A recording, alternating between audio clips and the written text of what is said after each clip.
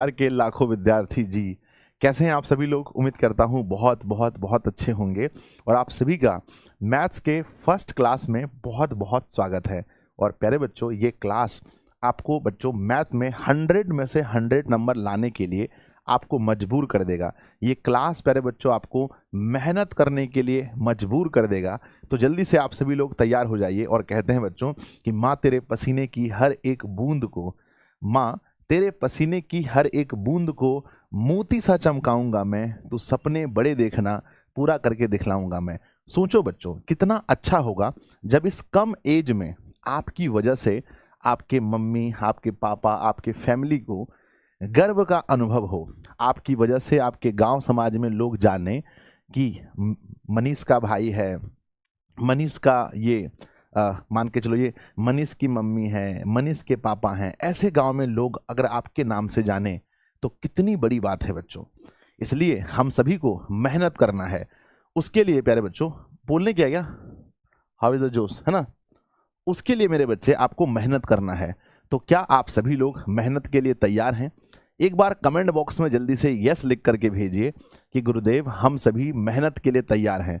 जल्दी से लिख करके भेजिए, यस यस लिख कर भेजिए अगर आप मेहनत के लिए तैयार हैं, अगर आप मेरे साथ जग करके पढ़ने के लिए तैयार हैं। हमने कहा था बच्चों, हमने कहा था कि क्रैश कोर्स नहीं है बुज़दिलों के वास्ते, यानी ये क्रैश कोर्स उनके लिए है ना, है ना मेरे बच्चे। ये क्रैश कोर्स उनके लिए है ना, कि हौसले से ही मिलते हैं रास्ते। ये क्रैश कोर्स नहीं है बुज़दिलों के वास्ते, ये उनके लिए है जो बहुत ज़्यादा मेहनती हैं। प्यारे बच्चों जल्दी से आप सभी लोग आ जाइए। और आज आपको पता है कि मैथ में हम लोग शुरू करने जा रहे हैं, मैथ में प्यारे बच्चों हम लोग शुरू करने जा रहे हैं क्रैश कोर्स में पहला चैप्टर, है ना।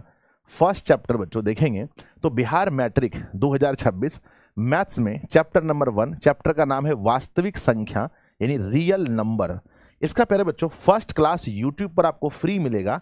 और दूसरी क्लास कहां पर होगी आप सभी को पता होगा कि सेकंड क्लास कहां होने वाला है। तो सेकंड क्लास मेरे बच्चे ऐप के अंदर आपको देखने को मिलेगा। सेकंड क्लास कहां मिलेगा?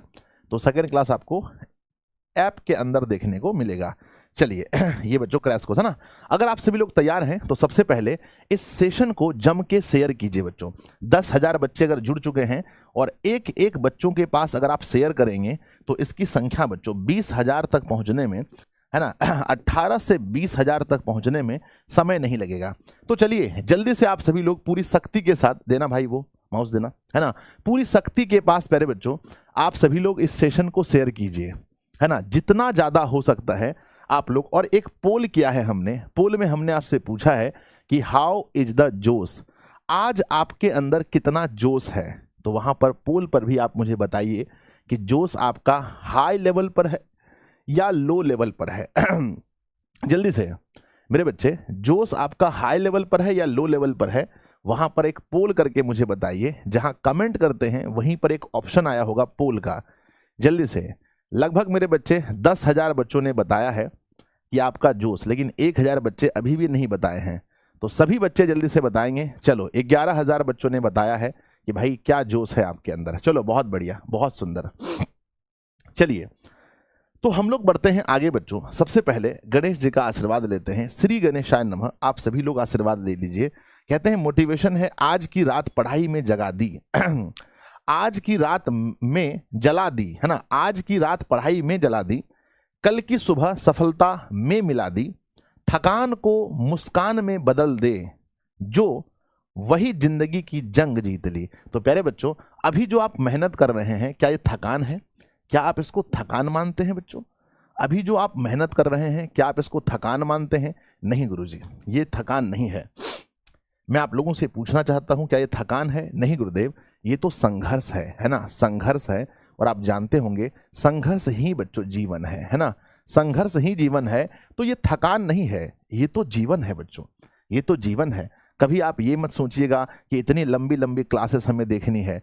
मेरे बच्चे यही तो जीवन है ना, यही जीवन है बच्चों। चलिए अब हम आप लोगों को बताना चाहते हैं कि अभी पूरे बिहार का सबसे बड़ा लाइव टेस्ट बच्चों कितने बजे होने वाला है। एक बार कमेंट बॉक्स में आप लोग बता सकते हैं कि लाइव टेस्ट कितने बजे होने वाला है।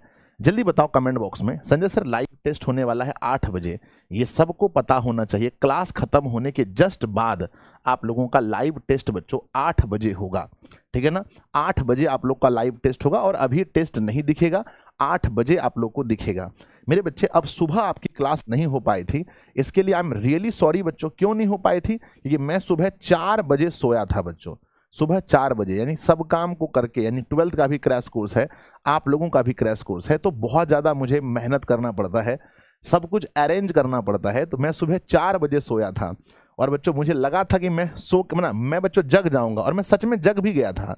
5:30 में मुझे ऑफिस के लोगों के द्वारा उठा दिया गया था, लेकिन 5:40 में, सॉरी, लेकिन बच्चों हम फिर से सो गए। तो ये मेरे साथ हो गया, लेकिन कल से ऐसा नहीं होगा बच्चों। आइए, तो प्यारे बच्चों ये है क्रैश कोर्स। क्रैश कोर्स में मैथ हम लोग शुरू कर रहे हैं। चैप्टर प्यारे बच्चों तैयार है, आप सभी लोग कॉपी कलम लेकर बैठे हैं। कॉपी कलम लेकर आप लोग बैठे हैं तो प्यारा सा दिल बनाकर भेजिए कि संजय सर आने दीजिए, कॉन्सेप्ट को आने दीजिए। सब लोग बच्चों दिल बनाकर एक बार भेजिए, दिल बनाकर एक बार भेजेंगे सब लोग, जल्दी से दिल बनाकर भेजिए कि सर आने दीजिए, ठीक है, कॉन्सेप्ट को आने दीजिए जल्दी से। सब लोग दिल बनाकर भेजेंगे कि सर क्लास को शुरू कीजिए, क्लास को शुरू कीजिए। चलिए, बहुत बढ़िया। मेरे साथ राहुल कुमार जी हैं, रीना है, प्रेम है, शिवम कुमार हैं, रोहित कुमार हैं, खुशी कुमारी हैं, राजू कुमार हैं, बहुत सारे मेरे बच्चे हजारों की संख्या में जुड़ चुके हैं सेशन में। आइए अब हम शुरू करते हैं प्यारे बच्चों। लिखिएगा एक एक चीज करके, है ना, बढ़िया से। और सब लोग, मैं आपको कहूंगा बच्चों, एक चीज नहीं रुकना चाहिए, वो है शेयर। सभी दोस्तों के पास सेशन को शेयर करते रहिएगा और सभी लोग सेशन को लाइक भी कर दीजिएगा। लाइक करना बिल्कुल नहीं भूलना है, इसमें कोई पैसा नहीं लगता है, सब लोग कीजिएगा। आइए बच्चों, सबसे पहले हम लोग पहला टॉपिक लिखिएगा। हम लोग पहला टॉपिक आज पढ़ने वाले हैं संख्याओं के बारे में। संख्याओं में सबसे पहले हम आपको पढ़ाएंगे अंक। बच्चों अंक किसे कहते हैं, इसके पहले बच्चों रुक जाओ, मैं थोड़ा सा इस चैप्टर के बारे में बता देता हूं। इस चैप्टर के बारे में प्यारे बच्चों, जो चैप्टर है इसका नाम है, लिखिएगा मेरे साथ में, चैप्टर का नाम है बच्चों वास्तविक संख्या। वास्तविक संख्या। और ये बताओ इस चैप्टर से कौन कौन से सवाल पूछे जाएंगे? क्या इस चैप्टर से ऑब्जेक्टिव पूछा जाएगा? हाँ या ना बताना, यस और नो। ऑब्जेक्टिव तो यस सर, यहां से ऑब्जेक्टिव पूछा जाएगा।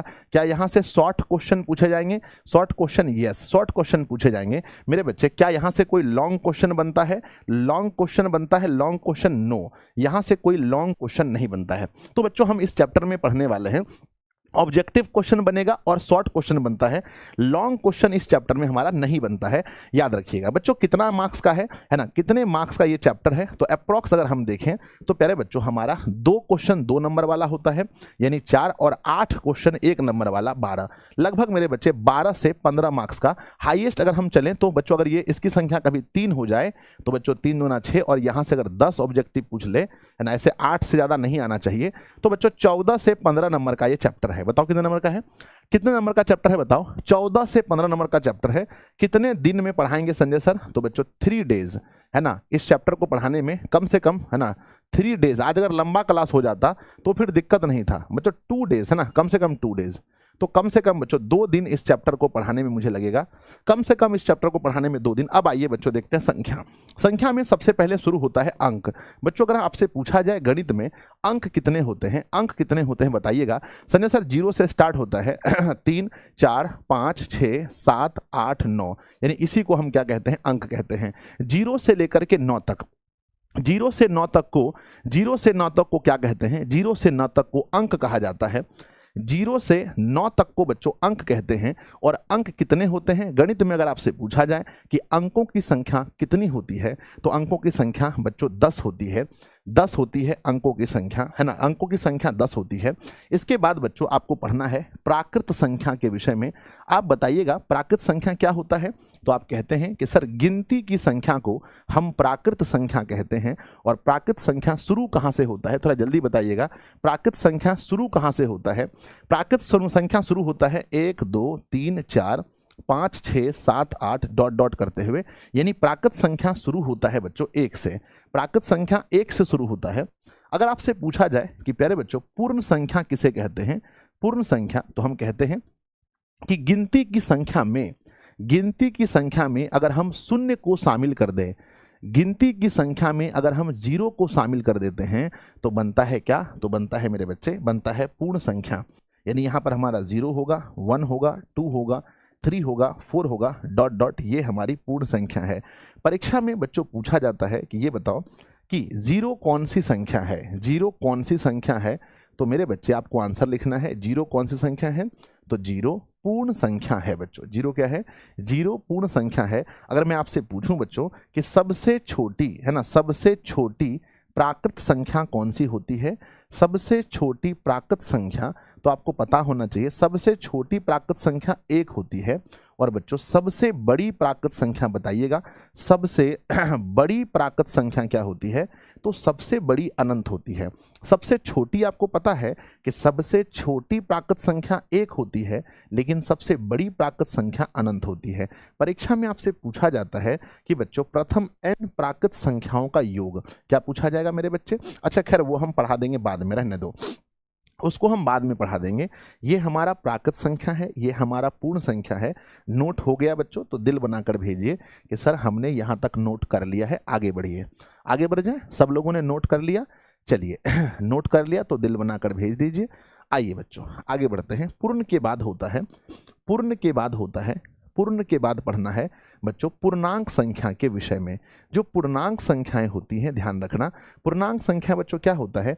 एक तो बच्चों पहले पूर्णांक संख्या में पहले प्राकृत संख्या भरा होता है। यस संजय सर, पहले प्राकृत संख्या भरा होता है, प्राकृत संख्या भरा होता है लास्ट ना। उसके बाद बच्चों 0, उसके बाद फिर यहाँ पर ऋणात्मक संख्या भी भरा होता है, ऋणात्मक संख्या भी बच्चों भरा होता है। तो ये हमारा पूर्णांक संख्या है जिसमें हमारा शून्य भी शामिल होता है, और बच्चों है ना धनात्मक संख्या भी शामिल होता है, और ऋणात्मक संख्या भी शामिल होता है। ये आपको याद रखना पड़ेगा। बच्चों मैं आपसे पूछना चाहता हूं, है ना, ये हो गया हमारा पूर्ण संख्या। पूर्ण के बाद अगर मैं पूछूं बच्चों, अगर आपसे कोई सवाल पूछे, अगर इस तरह से सवाल आ जाए कि बच्चों बताओ -2, है ना, -2 कौन सी संख्या है, जल्दी बताना, -2 कौन सी संख्या है, तो आंसर बताओ क्या लिखेंगे। -2 कौन सी संख्या है, थोड़ा जल्दी आंसर कीजिए। आपसे पहले अगर कोई आंसर कर दे तो बहुत बेइज्जती वाला बात है। आपसे पहले कोई आंसर कर ही नहीं सकता है। आपसे सवाल पूछा गया है कि -2 कौन सी संख्या है, तो आपको आंसर बताना है कि -2 मेरे बच्चे कौन सी संख्या है, तो -2 पूर्णांक संख्या है। याद रखिएगा, जितने भी ऋणात्मक मान होते हैं वो सभी क्या है, पूर्णांक संख्या होते हैं।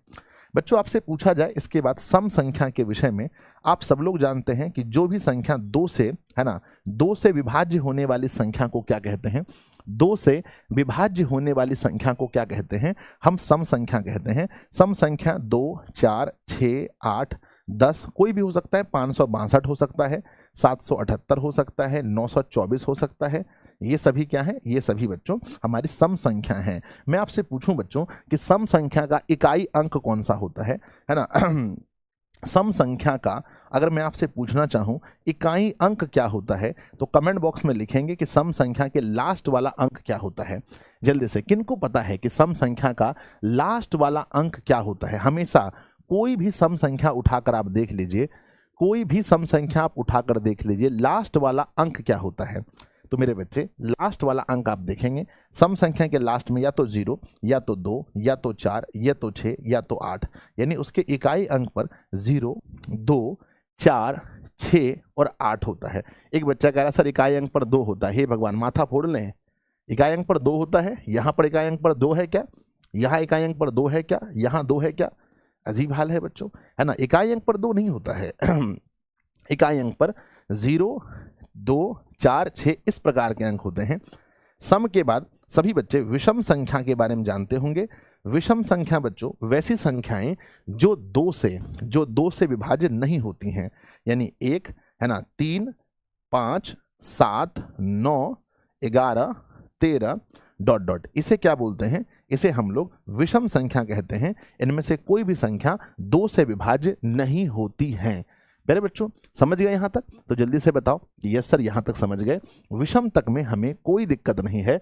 समझ गए तो एक बार यस लिख करके भेज दीजिए सब लोग कि सर हम विषम संख्या तक समझ गए, है ना। सम संख्या, विषम संख्या। चलिए आगे बढ़ते हैं। इसके आगे हम लोग बढ़ें उसके पहले एक थोड़ा सा मैं छोटा सा कुछ लिखा रहा हूँ, लिखिएगा अपने कॉपी में, सब लोग नोट लिख लीजिएगा। मैं कुछ लिखा रहा हूँ, लिखिए बच्चों, नोट दे करके लिख दीजिए अपनी कॉपी में मेरे बच्चे, है ना। लिख दीजिएगा प्रथम n प्राकृत संख्या का योग, है ना, प्राकृत संख्या का योग। परीक्षा में भर भर के सवाल पूछा गया है, आंसर तो आप ही लोग देंगे मुझे पता है। फिर लिखिएगा बच्चों कि प्रथम n सम संख्या का योग, है ना, सम संख्या का योग। जल्दी जल्दी से आंसर लिखिएगा। अगला सवाल लिखिएगा मेरे बच्चे, प्रथम n विषम संख्या का योग। क्या लिखा? विषम संख्या का योग। मेरे प्यारे प्यारे बच्चों, मेरे प्यारे प्यारे जिगर के टुकड़ों, जल्दी बताओ कि प्रथम n प्राकृत संख्या का योग क्या होता है? n into n plus 1/2। प्रथम n प्राकृत संख्या का योग n इंटू n प्लस 1/2 होता है। प्रथम n सम संख्या का योग क्या होता है? n इंटू n प्लस 1 होता है। प्रथम n विषम संख्या का योग क्या होता है? n स्क्वायर होता है। बस ये 3 फार्मूला आपको किसी भी हाल में, मेरे बच्चे, ये 3 फार्मूला आपको किसी भी हाल में याद कर लेना है। हो जाएगा याद? बताओ, याद हो जाएगा? सर याद होगा क्या? याद हो गया होगा। n इंटू n प्लस 1/2 यह है प्रथम n प्राकृत संख्या का योग। n इंटू n प्लस 1 यह है प्रथम n सम संख्या का योग। और यह है प्यारे बच्चों प्रथम n विषम संख्या का योग n स्क्वायर। बढ़ जाए आगे, आगे बढ़ जाए तो बताओ। हाँ, जल्दी लिख कर बताओ, यस लिख करके भेजो कि सर आगे बढ़ो, आगे बढ़ो। चलिए बच्चों आगे बढ़ते हैं। इसके बाद जो सबसे इंपॉर्टेंट चीज है वो आपको पढ़ना है, वो पढ़ना है बच्चों भाज्य अभाज्य संख्या, है ना, ध्यान दीजिएगा, है ना। अभाज्य संख्या के विषय में ये थोड़ा अच्छे से पढ़िए क्योंकि पेपर में सवाल पूछा जाता है। अभाज्य संख्या के विषय में अगर आपको पढ़ना है तो आपको पता है कि बच्चों एक से बड़ी, है ना, एक ना तो भाज्य है ना तो अभाज्य है, एक से बड़ी वे सभी संख्याएं, एक से बड़ी वे सभी संख्याएं जो जो जो जो एक और स्वयं को छोड़कर, जो एक और स्वयं को छोड़कर, जो एक और स्वयं को छोड़कर किसी अन्य संख्या से विभाज्य ना हो, है ना, छोड़कर किसी भी संख्या से, किसी अन्य संख्या से विभाज्य ना हो, है ना, किसी अन्य संख्या से विभाज्य ना हो। मैं बच्चों लिख दिया ताकि आपको समझ में आए। बताओ, है ना, हमने आपको क्या कहा? हमने कहा बच्चों, हमने कहा एक से बड़ी वे सभी संख्याएं, यानी संख्या एक से बड़ी होगी, एक से बड़ी वे सभी संख्याएं जो एक और स्वयं को छोड़कर किसी अन्य संख्या से विभाज्य न हो, उसे हम अभाज्य कहते हैं। जैसे लिखकर भेजिए सबसे पहली अभाज्य संख्या, जैसे लिखकर भेजिए बच्चों, जल्दी थोड़ा फास्ट कीजिएगा प्लीज, मैं रिक्वेस्ट करता हूं आप लोगों से, थोड़ा फास्ट कीजिएगा, जैसे लिख करके भेजिएगा। जैसे, तो जैसे में हम लिखेंगे, जैसे में लिखेंगे सबसे पहला एक से बड़ी, यानी एक अभाज्य संख्या नहीं है। अब बच्चों अभाज्य संख्या में 2 को हम रखेंगे क्योंकि दो जो है एक और स्वयं यानी खुद 2, यानी कि एक और स्वयं 2, इसको छोड़कर किसी और पहाड़े में 2 नहीं आती है, तो 2 अभाज्य संख्या है। मेरे बच्चे 3 देखो, 1 और 3 को छोड़कर किसी भी पहाड़े में 3 नहीं आती है, तो 3 भी अभाज्य हो गया। मेरे बच्चे 4 अभाज्य होगा क्या? नहीं, 1 और स्वयं को छोड़कर ये 2 के पहाड़े में भी 4 आता है, इसीलिए हम 4 को हटा देंगे। 2 4। फिर बच्चों 5, 1 और खुद के पहाड़े को छोड़कर किसी पहाड़े में नहीं आता है, तो 5 को हम रखेंगे। मेरे बच्चे 6 1 और खुद को छोड़कर ये 2 के पहाड़े में 3 के पहाड़े में आ जाता है, इसलिए इसको हटा देंगे। तो बच्चों फिर 7 होगा, फिर 8 तो आ जाएगा ना, 9 भी आ जाएगा, 10 भी, 11। तो ये सभी क्या है? अभाज्य संख्याएं हैं। मैं आप लोगों से पूछना चाहता हूं बच्चों, मेरा पहला सवाल है आप लोगों से, सबसे छोटी अभाज्य संख्या, ध्यान दीजिएगा, मेरा सवाल है आपसे, है ना, सबसे छोटी, है ना, सबसे छोटी अभाज्य संख्या, जल्दी लिख करके भेजिए कि सबसे छोटी अभाज्य संख्या कौन है। तो देखो बच्चों 2 से छोटी अभाज्य संख्या कोई भी नहीं है। मेरे बच्चे अगर हम आगे बढ़ते हैं, अगर आपसे पूछा जाए 2 अंकों की सबसे छोटी, है ना, 2 अंकों की सबसे छोटी अभाज्य संख्या, 2 अंकों की सबसे छोटी अभाज्य संख्या, 2 अंकों की सबसे छोटी अभाज्य संख्या देखें तो 2 अंक में सबसे छोटी अभाज्य संख्या बच्चों 11 है। 2 अंक में सबसे छोटी अभाज्य संख्या 11 है। मेरे बच्चे आपकी जानकारी के लिए हम बता देते हैं, 2 अंकों की सबसे बड़ी अभाज्य संख्या, 2 अंकों की सबसे बड़ी अभाज्य संख्या, सबसे बड़ी अभाज्य संख्या, थोड़ा फास्ट कीजिएगा, जल्दी बताइए आंसर कि 2 अंकों की सबसे बड़ी अभाज्य संख्या क्या है। थोड़ा फटाफट आंसर भेजिएगा कि 2 अंकों की सबसे बड़ी अभाज्य संख्या कौन सी है। मेरे बच्चे बड़ी अभाज्य संख्या में 2 अंक में अभाज्य संख्या में 97 है बच्चों। 97 2 अंकों की सबसे बड़ी अभाज्य संख्या है। एक बच्चा 99 कह रहा है, भगवान 99 किसी पहाड़े में नहीं आता है ना, अभाज्य संख्या जो किसी पहाड़े में आता ही ना हो। मेरे बच्चे आपसे अगर पूछा जाए एकमात्र है ना, एकमात्र सम अभाज्य संख्या, मतलब अभाज्य भी हो और सम भी हो, सम अभाज्य संख्या बताओ मेरे बच्चे, एकमात्र सम अभाज्य संख्या कौन है? जितनी भी अभाज्य संख्या आप लिखेंगे, जितनी भी अभाज्य संख्या लिखेंगे बच्चों, वो सभी अभाज्य संख्याएं विषम होंगी, वो सभी अभाज्य संख्याएं विषम होंगी, पर एक अभाज्य संख्या सम होगी। देखो बस यही सम है, बाकी सब विषम है। तो एकमात्र सम अभाज्य संख्या में सिर्फ और सिर्फ 2, सिर्फ और सिर्फ 2 का नाम आएगा और किसी का भी नहीं, सिर्फ और सिर्फ 2 का नाम आने वाला है बच्चों। बढ़ जाए आगे, यहां तक समझ गए तो प्यारा सा बच्चों दिल बनाकर भेजिए कि संजय सर समझ गए। एक एक ऑब्जेक्टिव को अगर आप चाहते हैं कि ऑब्जेक्टिव को ऐसे पकड़ के रगड़ दें, आप समाप्त हो जाए ऑब्जेक्टिव आपके सामने, तो जल्दी से मुझे बताइए कि यस सर हो गया, यस सर हो गया, जल्दी से सब लोग बढ़ते हैं। इसके बाद अभाज्य के बाद जस्ट हम लोग पढ़ेंगे भाज्य संख्या। मेरे बच्चे भाज्य संख्या है ना, भाज्य संख्या जस्ट इसका उल्टा है। भाज्य संख्या में क्या है? हमने कहा कि एक और स्वयं को छोड़कर किसी अन्य संख्या से विभाज्य ना हो, तो यहां लिखेंगे हो बच्चों, लिखेंगे है ना, वैसी संख्या ना, एक से बड़ी वे सभी संख्याएं, एक से बड़ी यानी एक ना तो भाज्य ना तो अभाज्य, एक से बड़ी संख्याएं जो एक और स्वयं को छोड़कर, जो एक और स्वयं को छोड़कर हमने क्या कहा आपसे? हमने कहा कि एक से बड़ी संख्याएं जो एक और स्वयं को छोड़कर किसी अन्य संख्या से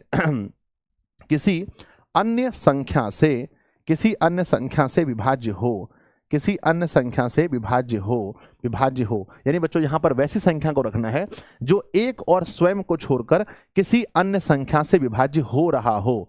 तो बच्चों जल्दी से बताओ आंसर में क्या लिखेंगे, है ना? सबसे छोटी बताओ जल्दी से, सबसे पहली भाज्य संख्या कौन सी हो सकती है? जैसे बताओ, जैसे लिखकर बताओ मेरे बच्चे, जैसे लिखकर बताओ। तो सबसे छोटी अगर आप देखेंगे कि एक और स्वयं को छोड़कर किसी अन्य से विभाज्य हो, तो बच्चों ये है ना, एक तो हो नहीं सकता, 2 और 3 तो अभाज्य में चला गया, तो भाज्य में 4 होगा, 6 होगा, 8 हो गया, 9 हो गया, 10 हो गया, 12 हो गया, 14 हो गया, 15 हो गया, डॉट डॉट। ये सभी क्या है? ये सभी बच्चों हमारी भाज्य संख्याएं हैं। परीक्षा में सवाल पूछा जाता है सबसे छोटी भाज्य संख्या, है ना, सबसे छोटी, मेरा उत्तर दीजिएगा, सबसे छोटी भाज्य संख्या जल्दी बताइए। तो सबसे छोटी भाज्य संख्या बच्चों 4 होगा। परीक्षा में एक बार सवाल पूछा गया, सबसे छोटी, है ना, सबसे छोटी भाज्य एवं सबसे छोटी अभाज्य का गुणनफल कितना होगा? का गुणनफल बच्चों बताइए जल्दी से। सबसे छोटी, आपसे सवाल क्या पूछा गया है? आपसे सवाल पूछा गया है कि सबसे छोटी भाज्य, है ना, सबसे छोटी अभाज्य, सबसे छोटी भाज्य में 4 है और सबसे छोटी अभाज्य में 2 है, दोनों का गुणनफल पूछा है। तो 4 का गुणा 2 से बराबर सही उत्तर 8 आएगा। और जितने मेरे प्यारे बच्चों ने आंसर 8 लिखा है कि सबसे छोटी भाज्य और सबसे छोटी अभाज्य का सही उत्तर, अगर आपने, कौन इतना ही फालतू कमेंट करता है जी? चलिए गन शॉट, ये गेम, वो गेम, फलना चिल्ला गेम के बारे में मत लिखिए बाबू। तो हमारा सही उत्तर क्या होगा? हमारा सही उत्तर होगा बच्चों, क्या होगा? 8 हमारा सही उत्तर हो जाएगा। चलिए ये था बच्चों भाज्य के बारे में, ये था अभाज्य के बारे में। अब हमें पढ़ना है परिमेय और अपरिमेय के बारे में। सबसे इंपॉर्टेंट है बच्चों कौन सी संख्या? सबसे इंपॉर्टेंट है परिमेय संख्या, है ना। यहाँ पर एक और पढ़ लीजिए बच्चों, सह अभाज्य, है ना, सह अभाज्य संख्या, है ना, सह अभाज्य संख्या कहते हैं बच्चों, है ना। सह अभाज्य संख्या तो लिखेंगे वैसी 2 संख्याएं, है ना, वैसी, है ना, संख्याओं का ऐसा युग्म, है ना, क्या लिखा हमने मेरे बच्चे? 2 संख्याओं का, है ना, 2 संख्याओं का ऐसा युग्म, 2 संख्याओं का ऐसा जोड़ा कह सकते हैं, ऐसा जोड़ा जिनका मौसो 1 हो, 2 संख्याओं का ऐसा जोड़ा जिनका मौसो 1 हो। मेरे बच्चे 2 संख्याओं का ऐसा जोड़ा भेजिए मुझे जिनका मौसो यानी जिनका HCF 1 हो। जल्दी से मुझे लिखकर भेजिए 2 संख्याओं का ऐसा जोड़ा जिनका मौसो 1 हो। मेरे बच्चे हम उसे बोलेंगे सह अभाज्य। यानी जैसे में आप लिखेंगे, जैसे में दो संख्याओं का ऐसा जोड़ा जिनका मौसा 1 हो। तो बच्चों 2 और 3 का मौसा 1 होगा। आप देख सकते हैं 5 7 का 1 होगा, 11 13 का देख सकते हैं 1 होगा। मेरे बच्चे 19 और 21 है ना, 19 और है ना मतलब 19 और किसका 19 और 29 का 1 होगा। तो बच्चों दो संख्याओं का ऐसा जोड़ा, दो संख्याओं का ऐसा जोड़ा मेरे बच्चे, दो संख्याओं का ऐसा जोड़ा जिनका मौसा क्या हो 1 हो, वो मेरे बच्चे सह अभाज्य संख्या के अंदर आता है। पर ये संख्याओं में मुझे थोड़ा सा डाउट है, दो अभाज्य संख्या होना चाहिए या दो संख्या, ठीक है ना। यहाँ पर मुझे बच्चों थोड़ा सा DOUBT डाउट है, हम इसको एक बार देख लेंगे, ठीक है ना। चलिए आगे बढ़ते हैं नेक्स्ट बच्चों। नेक्स्ट हमें पढ़ना है परिमेय संख्या के बारे में। आप मुझे बताइए परिमेय संख्या हम किसे कहते हैं।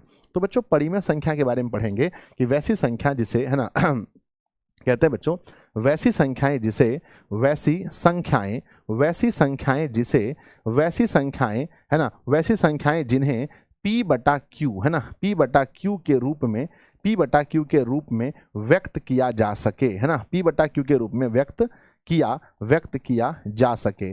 मेरे बच्चे वैसी संख्याएं जिसको हम P बटे Q के रूप में है ना, जिसे P बटा Q के रूप में व्यक्त किया जा सके, जहां Q का मान क्या नहीं होना चाहिए, Q is not equal to 0। तो मेरे बच्चे याद रखना कि है ना, ध्यान रखना वैसी संख्याएं जिन्हें P बटा Q के रूप में व्यक्त किया जा सके उसे हम कहते हैं परिमेय संख्या। उदाहरण देकर बताइए, उदाहरण देकर समझाइए आप लोग मुझे कि परिमेय संख्या के उदाहरण क्या होंगे।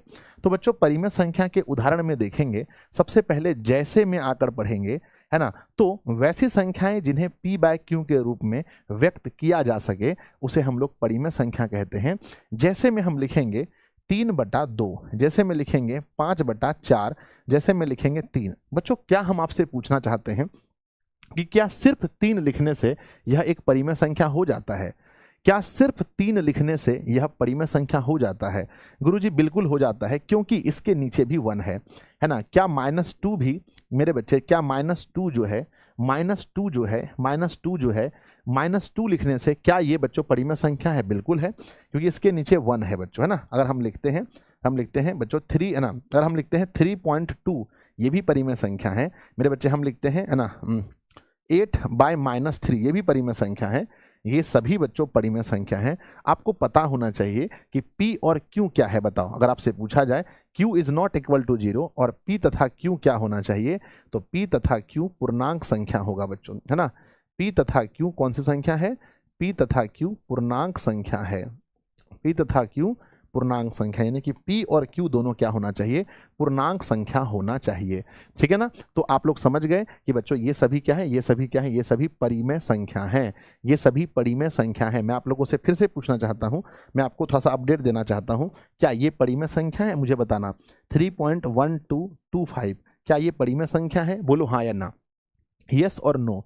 क्या ये परिमेय संख्या है? हाँ या ना बताना मेरे बच्चे। 6.12 है ना, 6.126 क्या ये परिमेय संख्या है? बोलो हाँ या ना मेरे बच्चे। 3.1 है ना, 3.126 इस पर बार या परिमेय संख्या है ना। 7.112 इस पर बार, बिल्कुल सर, है ना। तो आपको मैंने बताया था अगर बच्चों आगे डॉट नहीं लगा है तो बिल्कुल ये परिमेय संख्या है मेरे बच्चे, बिल्कुल परिमेय संख्या है। अगर ऊपर में बार लगा है तो भी ये परिमेय संख्या है, तब भी ये परिमेय संख्या, बिल्कुल यस हमारा सही उत्तर होगा यस।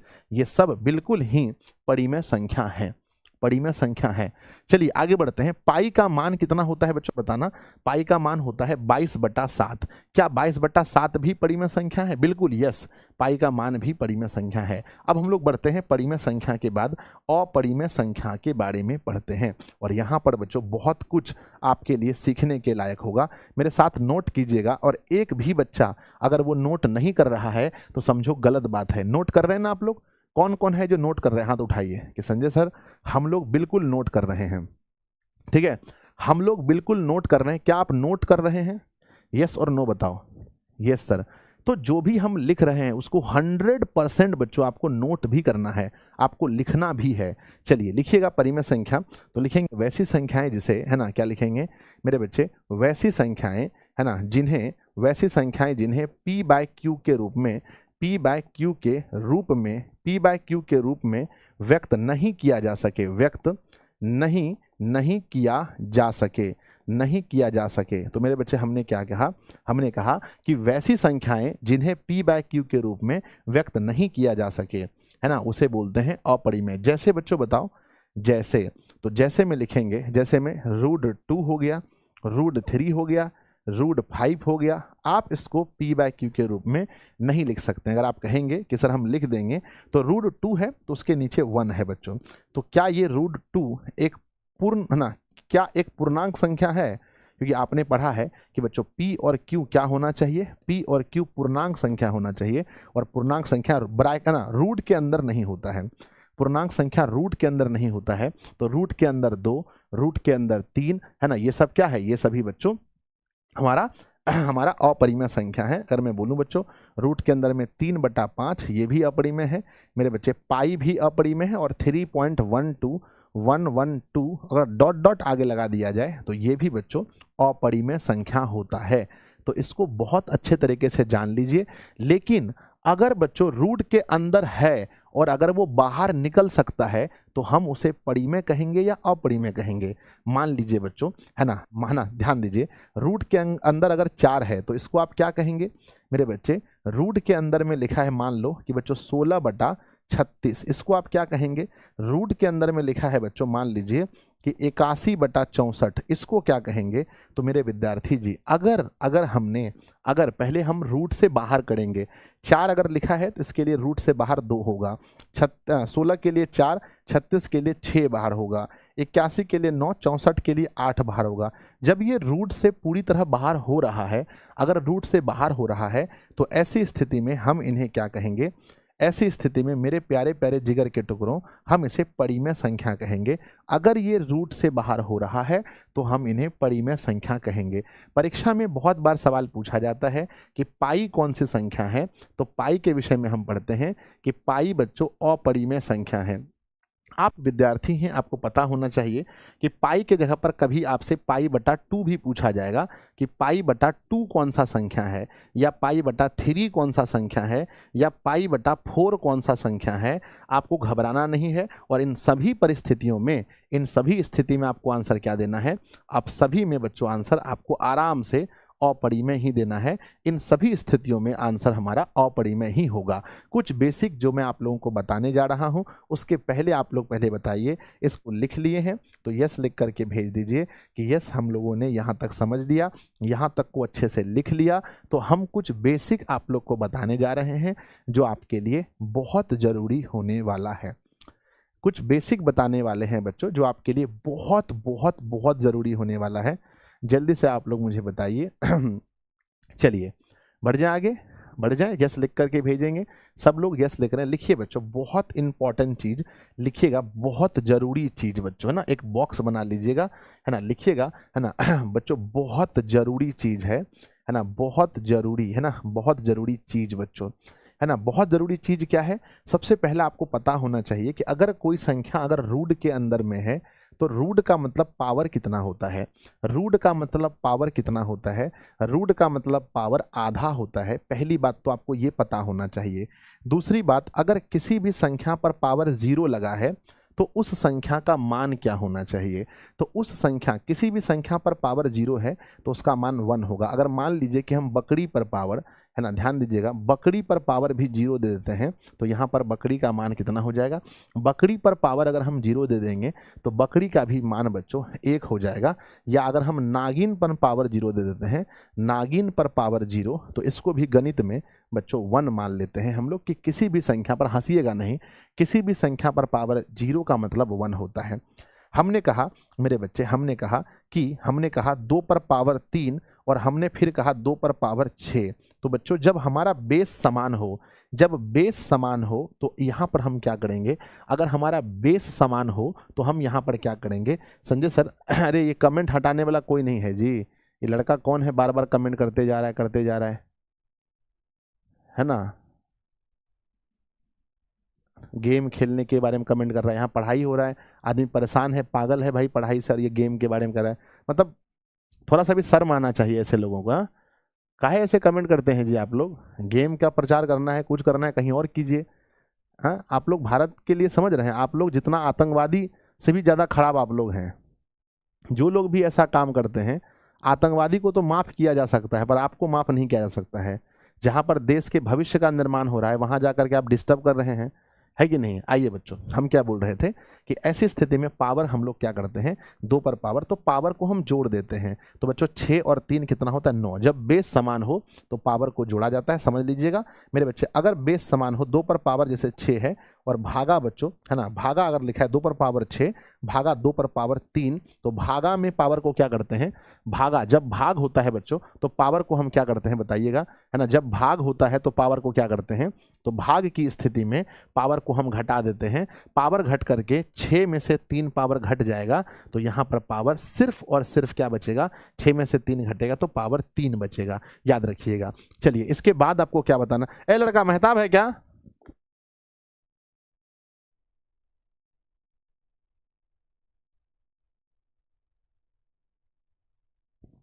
बार बार कमेंट एक ही चीज कर रहा है फालतू का।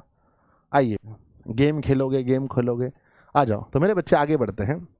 आगे हम क्या कहना चाह रहे थे आपको, हाँ ये हमारा हो गया। अब क्या है कि बच्चों अभी हम लोग पढ़ रहे थे परिमेय संख्या को और अभी पढ़ रहे थे अपरिमेय संख्या को, है ना। ध्यान दीजिएगा, परिमेय और प्लस में हमने क्या बोला, अपरिमेय। ये 2 संख्या के विषय में परीक्षा में खूब क्वेश्चन पूछा जाता है, ध्यान दीजिएगा। अगर हम कहते हैं आपको, अगर बच्चों हम कह दें आपको परिमेय संख्या, ध्यान दीजिएगा, अगर हम कह दें आपको परिमेय संख्या, तो बच्चों परिमेय संख्या, मेरा सवाल है आप लोगों से कि बच्चों क्या 0 भी परिमेय संख्या है, बस यस और नो में जवाब दीजिएगा। मुझे बताइए क्या 0 भी एक परिमेय संख्या है, बोलो यस और नो, है ना। तो मेरे बच्चे अगर 0 भी अगर परिमेय संख्या है तो उसके नीचे 1 होता है बच्चों, 1, तो हम आंसर कहेंगे यस। यस सर, 0 भी परिमेय संख्या है, 100% 0 भी क्या है, परिमेय संख्या है मेरे बच्चे, है ना है ना। अगर ध्यान दीजिएगा, अगर हम बच्चों ये कह रहे हैं 1/0, क्या 1/0 परिमेय संख्या है, तो कहिएगा मैथ में इसका मान नहीं निकल पाया है आज तक। इसी मान को अपरिभाषित पढ़ते हैं हम लोग, जब 0 नीचे आ जाता है तो इसी को हम लोग अपरिभाषित पढ़ते हैं। क्या पढ़ते हैं, इसी को बच्चों अपरिभाषित या अनंत बोलो या फिर इन्फिनाइट बोलो, इसी को पढ़ते हैं मेरे बच्चे। जब हम कहते हैं, जब हमने एक शब्द लिखा अशून्य परिमेय संख्या, हमने क्या लिखा, हमने एक शब्द लिखा अशून्य परिमेय संख्या, तो क्या आप इस शब्द को समझ पाए। संजय सर आप ये कहना चाहते हैं अशून्य परिमेय संख्या का मतलब होता है कि शून्य नहीं हो, यानी परिमेय संख्या तो हम बहुत लिखेंगे, परिमेय संख्या हम √2 लिखेंगे, 3 लिखे ना, √3 लिखेंगे, रूट के अंदर 5 लिखेंगे, शून्य भी लिखेंगे, है ना, मतलब पाई भी लिखेंगे। ये सब क्या है, ये सब अपरिमेय संख्या है। माफ कीजिएगा, माफ कीजिएगा, अशून्य परिमेय संख्या लिखना था, नहीं, अशून्य अपरिमेय संख्या ही पढ़ना था मुझे। एक सेकेंड, अशून्य अपरिमेय कैसे होगा भाई, परिमेय होगा ना। अशून्य परिमेय संख्या, ध्यान दीजिएगा, अगर मैंने कहा 2, हमने कहा बच्चों 3, हमने कहा 8, हमने कहा 0, हमने कहा 22/7 और लिख रहे हैं कि अशून्य परिमेय संख्या, अशून्य परिमेय संख्या का मतलब ये होता है कि शून्य को छोड़कर बाकी जो परिमेय संख्या है, नहीं हट रहा है ना, शून्य को छोड़कर मेरे बच्चे, शून्य को छोड़कर बाकी जो परिमेय संख्या है उसे हम क्या बोलेंगे, शून्य को छोड़कर बाकी जो परिमेय संख्या है उसे हम बोलेंगे अशून्य परिमेय संख्या। तो बच्चों अगर आपसे परीक्षा में पूछा जाए कि अशून्य परिमेय संख्या, अशून्य परिमेय संख्या और प्लस में अगर अपरिमेय संख्या को जोड़ा जाए, अपरिमेय संख्या को जोड़ा जाए तो हमें रिजल्ट क्या मिलेगा। परीक्षा में सवाल पूछा जाएगा कि अशून्य परिमेय संख्या और अपरिमेय संख्या का योग क्या होता है। योग क्या होता है बच्चों बताओ, कहीं और से ट्राई करो ना जाके, है ना। योग क्या होता है जल्दी बताओ, तो आंसर लिखिएगा अशून्य परिमेय संख्या, अशून्य परिमेय संख्या और प्लस में अपरिमेय संख्या का योग क्या होता है। तो बच्चों याद रखिएगा इसका योग क्या होता है, इसका योग अपरिमेय संख्या ही होगा, अपरिमेय संख्या ही होगा। अशून्य परिमेय संख्या और अंतर निकालेंगे अपरिमेय संख्या से, तब भी इसका आंसर अपरिमेय ही होगा। अशून्य परिमेय संख्या गुना करेंगे अपरिमेय संख्या से, गुना करेंगे अपरिमेय संख्या से, तब भी अपरिमेय होगा। यानी कुछ भी कर लीजिए, यानी दोनों में अगर आप संबंध बनाना चाहेंगे, दोनों के बीच अगर आप संबंध दिखाना चाहेंगे तो कुछ भी कर लीजिए, हर स्थिति में आंसर क्या होगा मुझे बताइए मेरे बच्चे, हर स्थिति में आंसर क्या होगा। एक बार लिख कर भेजिए मुझे कि संजय सर हर स्थिति में जो आंसर होगा, है ना, हर स्थिति में कौन है जितना कमेंट मतलब हर स्थिति में जो आंसर होगा वो क्या होने वाला है। आंसर मेरे बच्चे अपरिमेय संख्या ही होगा। हर स्थिति में आंसर अपरिमेय संख्या होगा। तो बच्चों क्या कुछ क्वेश्चन लगवाना चाहते हैं? क्या आप चाहते हैं कि कुछ क्वेश्चन लगाया जाए? बताओ कितने बच्चे चाहते हैं कि कुछ क्वेश्चन लगाया जाए बच्चों, है ना, जो हम लोग अभी तक पढ़े हैं। चलिए बच्चों, अभी तक जो पढ़े हैं उसमें से हमारा कुछ क्वेश्चन लगाया जाए, ठीक है ना। चलिए कुछ कुछ सवाल हमारे पास होगा जो हम क्वेश्चन लगाएंगे। पहला सवाल आपसे पूछा गया है कि निम्नलिखित में से कौन सी सबसे छोटी प्राकृत संख्या है? तो बच्चों प्राकृत संख्या तो हम लोग पढ़े हैं, उसमें सबसे छोटी प्राकृत संख्या कौन सी है? तो बच्चों सबसे छोटी प्राकृत संख्या 1 को सबसे छोटी प्राकृत संख्या कहा जाता है। चलिए अगला सवाल देखेंगे मेरे बच्चे। अगला सवाल पढ़िएगा, नंबर पर मत जाइए, बस सवाल पढ़िए। एक अशून्य परिमेय और एक अपरिमेय संख्या का गुणनफल कैसा होगा? एक अशून्य परिमेय और एक अपरिमेय संख्या का गुणनफल क्या होगा? मेरे बच्चे आंसर बताओ, गुणनफल क्या होगा? तो हमने कहा था एक अशून्य परिमेय संख्या और एक अपरिमेय संख्या का, चाहे आप योगफल निकालो चाहे गुणनफल निकालो, कुछ भी निकालो, वो सदैव क्या निकलता है? वो सदैव अपरिमेय संख्या ही निकालता है। क्या वो नहीं हट रहा है? चलिए आगे बढ़ते हैं। नेक्स्ट अगला क्वेश्चन देखिएगा, अगला सवाल देखिएगा बच्चों, अगला क्वेश्चन है ना। अगला सवाल पढ़िएगा। अगला सवाल संख्या लिखा गया है 2.13 आगे डॉट डॉट लगा है, इसको आप क्या कहेंगे? आगे अगर डॉट डॉट लगा है बच्चों तो आगे आप इसको क्या कहेंगे? अगर यहाँ पर डॉट डॉट लगा है तो आप इसको क्या कहेंगे? सर अगर यहाँ पर डॉट डॉट लगा है इसका मतलब क्या है बताइए, है ना। इसका मतलब ये है कि ये अपरिमेय संख्या है। ऑप्शन नंबर सी बच्चों। डॉट डॉट का मतलब है, थोड़ा कमेंट तेजी से कीजिए, थोड़ा जल्दबाजी में कीजिए, ऐसे तो बच्चों है ना ये ऐसा हो जाता है, कमेंट बच्चों इतना खतरनाक हो जाता है। ये कल भी हमको दिखाई नहीं पड़ रहा था कुछ, और आज भी कमेंट में कुछ भी नहीं दिखाई पड़ रहा है। इतना कमेंट लोड ही नहीं लेता लगता है ना। The content they are trying to access was deleted, the content that you are trying to, अच्छा वो डिलीट हो चुका है बच्चों, लेकिन फंस गया है वो ना, यूट्यूब का लॉगरिथम है उसको फंसा दिया गया है, मतलब वहाँ से हटा दिए हैं, डिलीट करके उनके कमेंट को हटा दिया गया है, ठीक है। फिर वहाँ पर फंस गया है बच्चों, तो टेंशन आप लोग मत लीजिए, है ना, टेंशन मत लीजिए, वो हट जाएगा। अपरिमेय संख्या। अगला क्वेश्चन देखते हैं। अगला सवाल है मेरे बच्चे, अगला सवाल है, ध्यान दीजिएगा, ये सवाल बहुत बार परीक्षा में पूछा गया है कि दो परिमेय संख्याओं के बीच में अधिकतम कितनी परिमेय संख्या होती है? बच्चों दो परिमेय संख्या, कोई भी दो परिमेय संख्या आप लिख लीजिए। मान लो बच्चों कि हमने 2 लिख दिया, मान लो 2 लिख दिया, हमने 3 लिख दिया, इसके बीच में कितनी परिमेय संख्या होती है? तो दो परिमेय संख्याओं के बीच अधिकतम कितनी परिमेय संख्या होती है? तो बच्चों दो परिमेय संख्याओं के बीच में अधिकतम अनंत परिमेय संख्या होती है। ये आपको याद रखना है परीक्षा के लिए। अगला सवाल पूछा है कि निम्नलिखित में से कौन सा अभाज्य संख्या है? अभी हम लोग ये कॉन्सेप्ट पढ़े हैं, भाज्य और अभाज्य का कॉन्सेप्ट अभी हम लोग पढ़ के हटे हैं बच्चों, है ना, है ना, अभी हम लोग, है ना, है ना। तो मेरे बच्चे निम्नलिखित में से कौन सी अभाज्य संख्या है? तो आप देखेंगे तो 15 बच्चों, है ना। सर ये सब लिखना है ना, ये नहीं, ऑब्जेक्टिव नहीं लिखना है, ऑब्जेक्टिव आपको नहीं लिखना है बच्चों, ठीक है ना। तो 15 देखेंगे तो भाज्य संख्या कटेगा बच्चों 3 और 5 से, 12 भी कटेगा, 2 4 6 से, 75 भी कटेगा। इसमें कौन सी संख्या है जो किसी पहाड़े में नहीं आती है? वह संख्या 23 है बच्चों, 23। अगला सवाल देखेंगे, अगला सवाल देखेंगे बच्चों। अगला सवाल लिखा है ना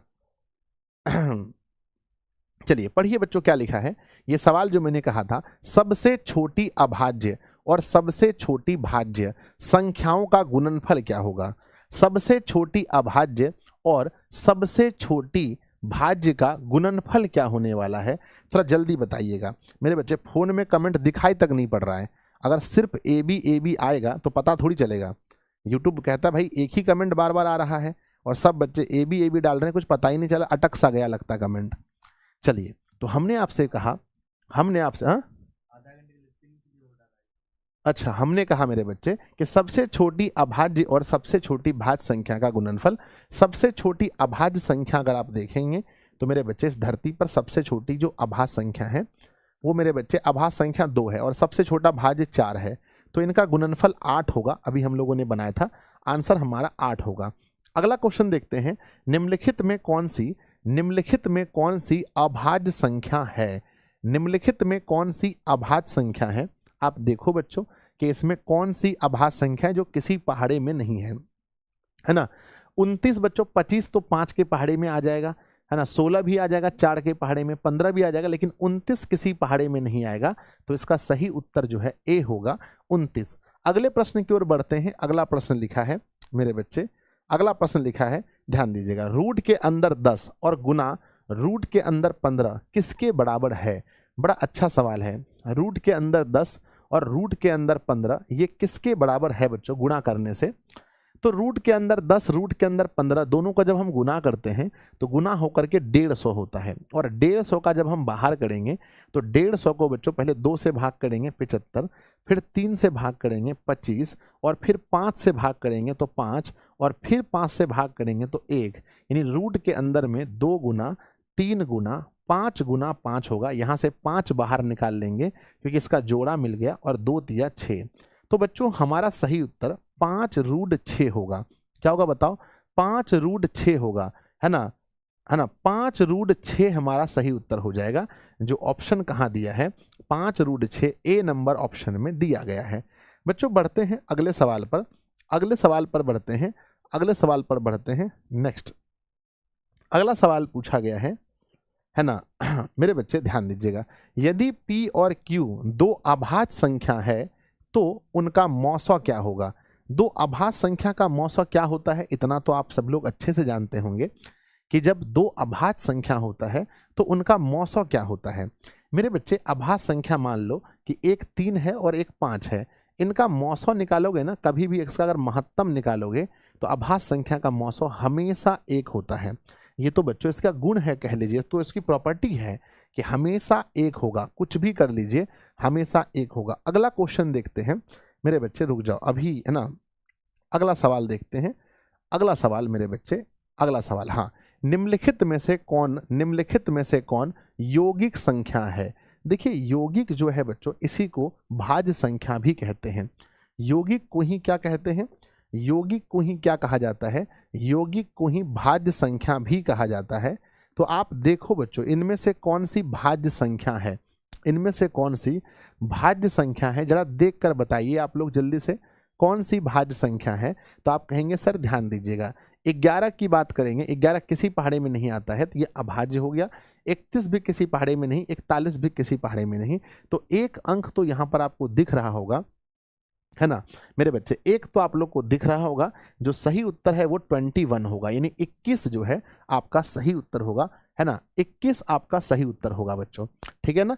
चलिए बढ़ते हैं अगले प्रश्न की ओर। अगला प्रश्न लिखा है, अगला प्रश्न लिखा है कि निम्नलिखित में से कौन सा परिमेय संख्या है? आपको 4 ऑप्शन दिए गए हैं, इसमें से परिमेय संख्या कौन सा है? बच्चों पाई कभी परिमेय नहीं हो सकता, क्योंकि आपको पता है कि पाई बच्चों अपरिमेय संख्या होता है, पाई अपरिमेय संख्या होता है। रूट 7 भी नहीं हो सकता, ये भी नहीं हो सकता, लेकिन हाँ ये जो रूट में कह रहा है 16/25 ऐसा कुछ कह रहा है। तो बच्चों क्या 16/25 जो है ये हमारा परिमेय संख्या हो सकता है? 16 के लिए हमारा 4 बाहर निकलेगा और 25 के लिए हमारा 5 बाहर निकलेगा। तो बिल्कुल सही जवाब है ऑप्शन नंबर सी। इस प्रश्न का सही जवाब है ऑप्शन नंबर सी, परिमेय संख्या होगा।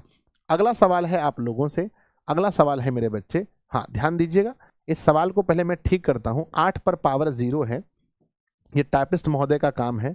8 पर पावर 0 है और गुना 2 पर पावर 0 है। 8 पर पावर 0 और 2 पर पावर 0 का सही मान क्या होगा? अभी हम लोग इस कॉन्सेप्ट को पढ़ रहे थे थोड़ी देर पहले जस्ट मैंने आपको बताया था कि 8 पर पावर 0 और 2 पर पावर 0 का मान क्या होगा। तो किसी भी संख्या पर पावर अगर हम 0 रखते हैं बच्चों तो उसका मान 1 होता है। किसी भी संख्या पर पावर 0 का मान 1 होता है, और 1 को अगर 1 से गुना करें तो बच्चों फिर हमारा सही फाइनल आंसर जो है वो भी 1 आता है। तो आपका आंसर 1 हो जाएगा। चलिए हम आगे बढ़ते हैं अगले प्रश्न की ओर। अगला प्रश्न आपके सामने है, पूछ रहा है कि √3 1 है। अब √3 1 है मतलब √3 कौन सी संख्या है? आपको बतानी है कि √3 कौन सी संख्या है। ऑप्शन देखिए, परिमेय संख्या, प्राकृत संख्या, अपरिमेय संख्या या इनमें से कोई नहीं। मेरे बच्चे ध्यान दीजिएगा कि ये जो लिखा गया है √3 एक अपरिमेय संख्या है, आपको पता होना चाहिए। प्रश्न आपके सामने है कि निम्नलिखित में कौन सी परिमेय संख्या है। देखो बच्चों, एक भी सवाल गलती अगर हो गया तो समझिए आप आज के टेस्ट जो होने वाला है, आज जो टेस्ट होने वाला है उसमें टॉपर नहीं बन पाएंगे। एक भी सवाल गलत हो गया तो बिहार बोर्ड का जो एग्जाम होने वाला है उसमें भी आप टॉपर नहीं बन पाएंगे। एक सवाल भी गलती नहीं करना है। निम्नलिखित में कौन बच्चों परिमेय संख्या है? तो परिमेय संख्या में आप देखेंगे ये तो हो नहीं सकता, ये भी नहीं हो सकता। आपका बच्चों ये ऑप्शन नंबर सी होगा, √3 कटेगा तो 2 बचेगा, यही आपका ऑप्शन सही होगा। बच्चों बढ़ते हैं हम लोग 45 नंबर सवाल में। पूछा है निम्नलिखित में कौन अपरिमेय नहीं है। अगर अपरिमेय नहीं है तो इसमें ढूंढो कौन सा अपरिमेय नहीं है। जल्दी पूरी शक्ति लगा दीजिए, कौन सा अपरिमेय नहीं है। √10 अपरिमेय है, √24 भी है, √35 भी है, लेकिन रूट के अंदर 121, जरा सोच के देखिएगा, रूट के अंदर 121 बच्चों क्या अपरिमेय है? सर अगर हम रूट के अंदर 121 का वर्गमूल बाहर करें तो 11 वर्गमूल बाहर होता है, और जिसका वर्गमूल पूरा पूरा बाहर होता है वो कभी भी अपरिमेय नहीं होता है, उसे हम परिमेय कहते हैं। इस लिहाज से ऑप्शन नंबर डी हमारा सही होगा, ऑप्शन नंबर डी बच्चों। बढ़ते हैं अगले सवाल में। अगला सवाल लिखा है रूट के अंदर 5 कौन सी संख्या है। रूट के अंदर 5 बच्चों कौन सी संख्या है? रूट के अंदर 5 कौन सी संख्या है, थोड़ा जल्दी बताइएगा। तो आप कहेंगे सर कि रूट के अंदर जो 5 है वो एक अपरिमेय संख्या है। रूट के अंदर 5 अपरिमेय संख्या है। आगे बढ़ते हैं, नेक्स्ट क्वेश्चन है रूट के अंदर 2 कौन सी संख्या है। बहुत, ये सब क्वेश्चन बिहार बोर्ड ने पूछा है, तो रूट के अंदर 2 भी एक अपरिमेय संख्या है। अगला है प्यारे बच्चों कि निम्नलिखित में से कौन अपरिमेय संख्या है। अब आपको 4 ऑप्शन मिले हैं और बहुत अच्छे से ऑप्शन को देखिए और बताइए कि निम्नलिखित में से कौन अपरिमेय संख्या है। बच्चों निम्नलिखित में से कौन अपरिमेय संख्या है?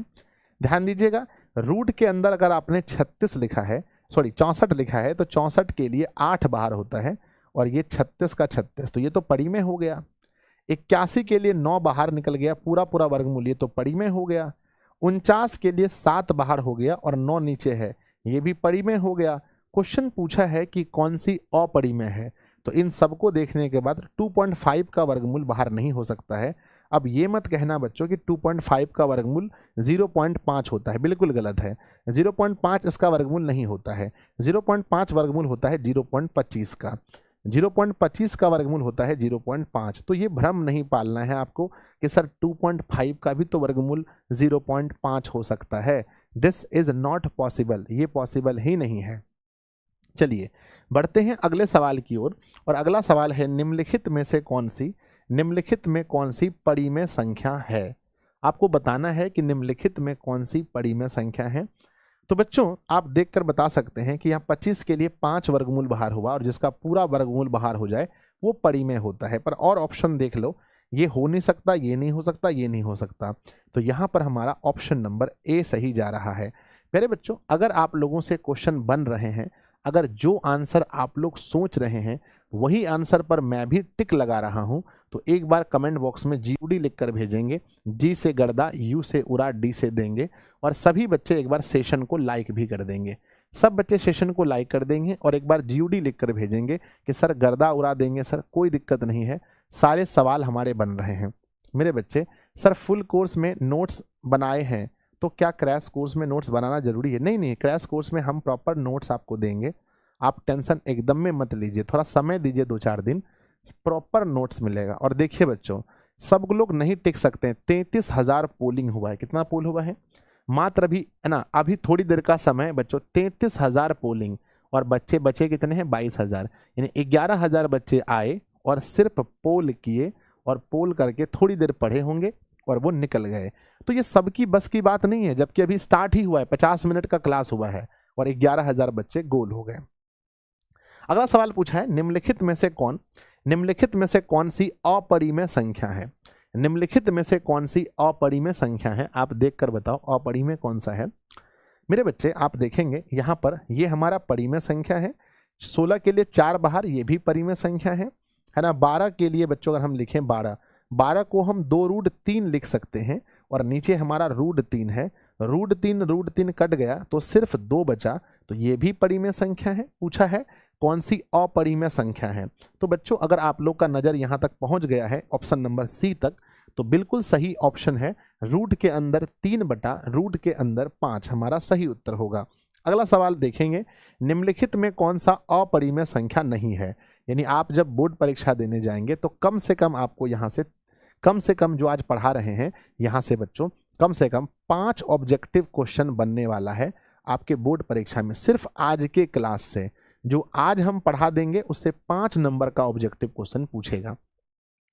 निम्नलिखित में कौन सी अपरिमेय संख्या नहीं है। ये तो बिल्कुल है, ये तो बिल्कुल है, ये भी बिल्कुल है। कौन सा नहीं है बच्चों, तो नहीं वाले में ऑप्शन नंबर डी देखेंगे, ये नहीं है। क्यों? क्योंकि 12 को हम लिख सकते हैं 2√3 और नीचे भी लिखा है रूट के अंदर 3, तो रूट कटेगा तो यहाँ 2 बचेगा। ठीक है ना। कोशिश कीजिएगा कि मेरे उत्तर देने से पहले आप सभी लोग अपना उत्तर दे सकें। लीजिए मुझसे पहले अपना आंसर तैयार कीजिए। निम्नलिखित में कौन सा परिमेय संख्या है, क्योंकि बोर्ड परीक्षा आपको देना है, मुझे नहीं। बोर्ड परीक्षा आप लोगों को देना है, इसीलिए आप लोग आंसर तैयार कीजिएगा मुझसे पहले। चलिए थोड़ा फास्ट में मेरे बच्चे, है ना, मेरे बच्चे, निम्नलिखित में से कौन सी परिमेय संख्या है। तो इसमें आप देखेंगे तो ये 4 + √7 ये हो नहीं सकता, ये 10 है। और यहाँ देखो 100 रूट में है, 100 रूट का 10 बाहर होता है, तो 10 जोड़ने से 20 हो जाएगा, जो बच्चों परिमेय संख्या होगा। √3 है तो नहीं हो सकता। तो यहाँ पर जो सही उत्तर होगा वो ऑप्शन नंबर बी का होगा। सही उत्तर ऑप्शन नंबर बी का होगा। अगले प्रश्न में चलते हैं। लिखा गया है मेरे बच्चे, प्रत्येक परिमेय संख्या, ध्यान दीजिएगा, आपको हम आगे बताए नहीं कि प्रत्येक परिमेय संख्या क्या होती है। मेरे बच्चे याद रखना है कि जितनी भी परिमेय संख्या है और जितनी भी अपरिमेय संख्या, याद रखना एक चीज को कि जितनी भी परिमेय संख्या है और जितनी भी अपरिमेय संख्या है, अगर हम दोनों को मिला दें मेरे बच्चे, परिमेय अपरिमेय दोनों को मिला दें, दोनों परिवार को मिला दें, तो दोनों मिलकर के बच्चों हमेशा वास्तविक संख्या कहलाता है। क्या कहलाता है? वास्तविक संख्या। तो जितनी भी परिमेय संख्या है वो सभी क्या है बच्चों, बताओ? वो सभी एक प्रकार की वास्तविक संख्या है, वो सभी वास्तविक संख्या है। ऑप्शन नंबर आपका डी हो जाएगा। अगला सवाल पूछा गया है कि 22/7 बच्चों, जो 22/7 है ना, वो कौन सी संख्या है। तो अभी हम लोग जब पढ़ रहे थे तो मैंने आपको बताया था कि देखो बच्चों, पाई जो होता है वो अपरिमेय संख्या होता है, अपरिमेय। लेकिन पाई का मान जो 22/7 होता है ना बच्चों, ये क्या होता है? ये होता है परिमेय। तो पाई का मान होता है अपरिमेय, लेकिन इसका मान जो होता है वो परिमेय होता है। इसीलिए ऑप्शन नंबर ए होगा। आपको बस कोशिश करना है कि आपसे पहले कोई कमेंट नहीं कर सके, इतना कोशिश कर सकते हैं। हाँ, शुरू से लड़ना जानिए, अपने हक को छीनना जानिए। ठीक है बच्चों। चलिए, तो पहले ही सबसे पहला उत्तर आपका होना चाहिए मेरे बच्चे, 0.7 का मान सही कौन सा है? 0.7 नॉर्मल यहाँ लिखा है 0.7, इसका सही मान क्या होगा? तो बच्चों आप लोग बचपन में भी सीखे होंगे, 0.7 का मान है, पॉइंट उड़ेगा तो इसके नीचे 10 आएगा, यानी इट इज वेरी सिंपल कि 7/10 हमारा सही उत्तर होगा। 7/10 क्या होगा? 7/10 हमारा सही उत्तर होगा। यानी ऑप्शन कौन सा है? 7/10, डी नंबर ऑप्शन सही है। बढ़ते हैं अगले प्रश्न में। अगला प्रश्न बच्चों अभी आपके लिए नहीं है, अभी जब तक हम बेसिक नहीं पढ़ाएंगे तो आप नहीं बना पाओगे। तो अभी तक जो आप लोगों ने टेस्ट लगाए, आप लोगों को टेस्ट लगाकर कैसा लगा मुझे बताओ, है ना? कैसा लगा टेस्ट बच्चों? ये जो टेस्ट आप लोगों ने लगाया है ना, कैसा लगा? ऑब्जेक्टिव लगाकर कैसा लगा मुझे बताना कमेंट बॉक्स में। अच्छा लगा होगा, नो डाउट आप लोगों को बहुत अच्छा लगा होगा, है ना? नो डाउट बच्चों कि बहुत अच्छा फील कर रहे होंगे आप लोग। जब क्वेश्चन बनता है तो हर कोई फील करता है बच्चों। मैं जब 10th में पढ़ता था, मेरे सवाल बनते थे तो मैं बच्चों तो एकदम या करता था, एकदम कुदक्का मारता था कि हाँ सर एकदम मेरा आंसर बन गया। ठीक है ना? चलिए ऐसे करते थे, यस एकदम मेरा आंसर बन गया, यस करते थे।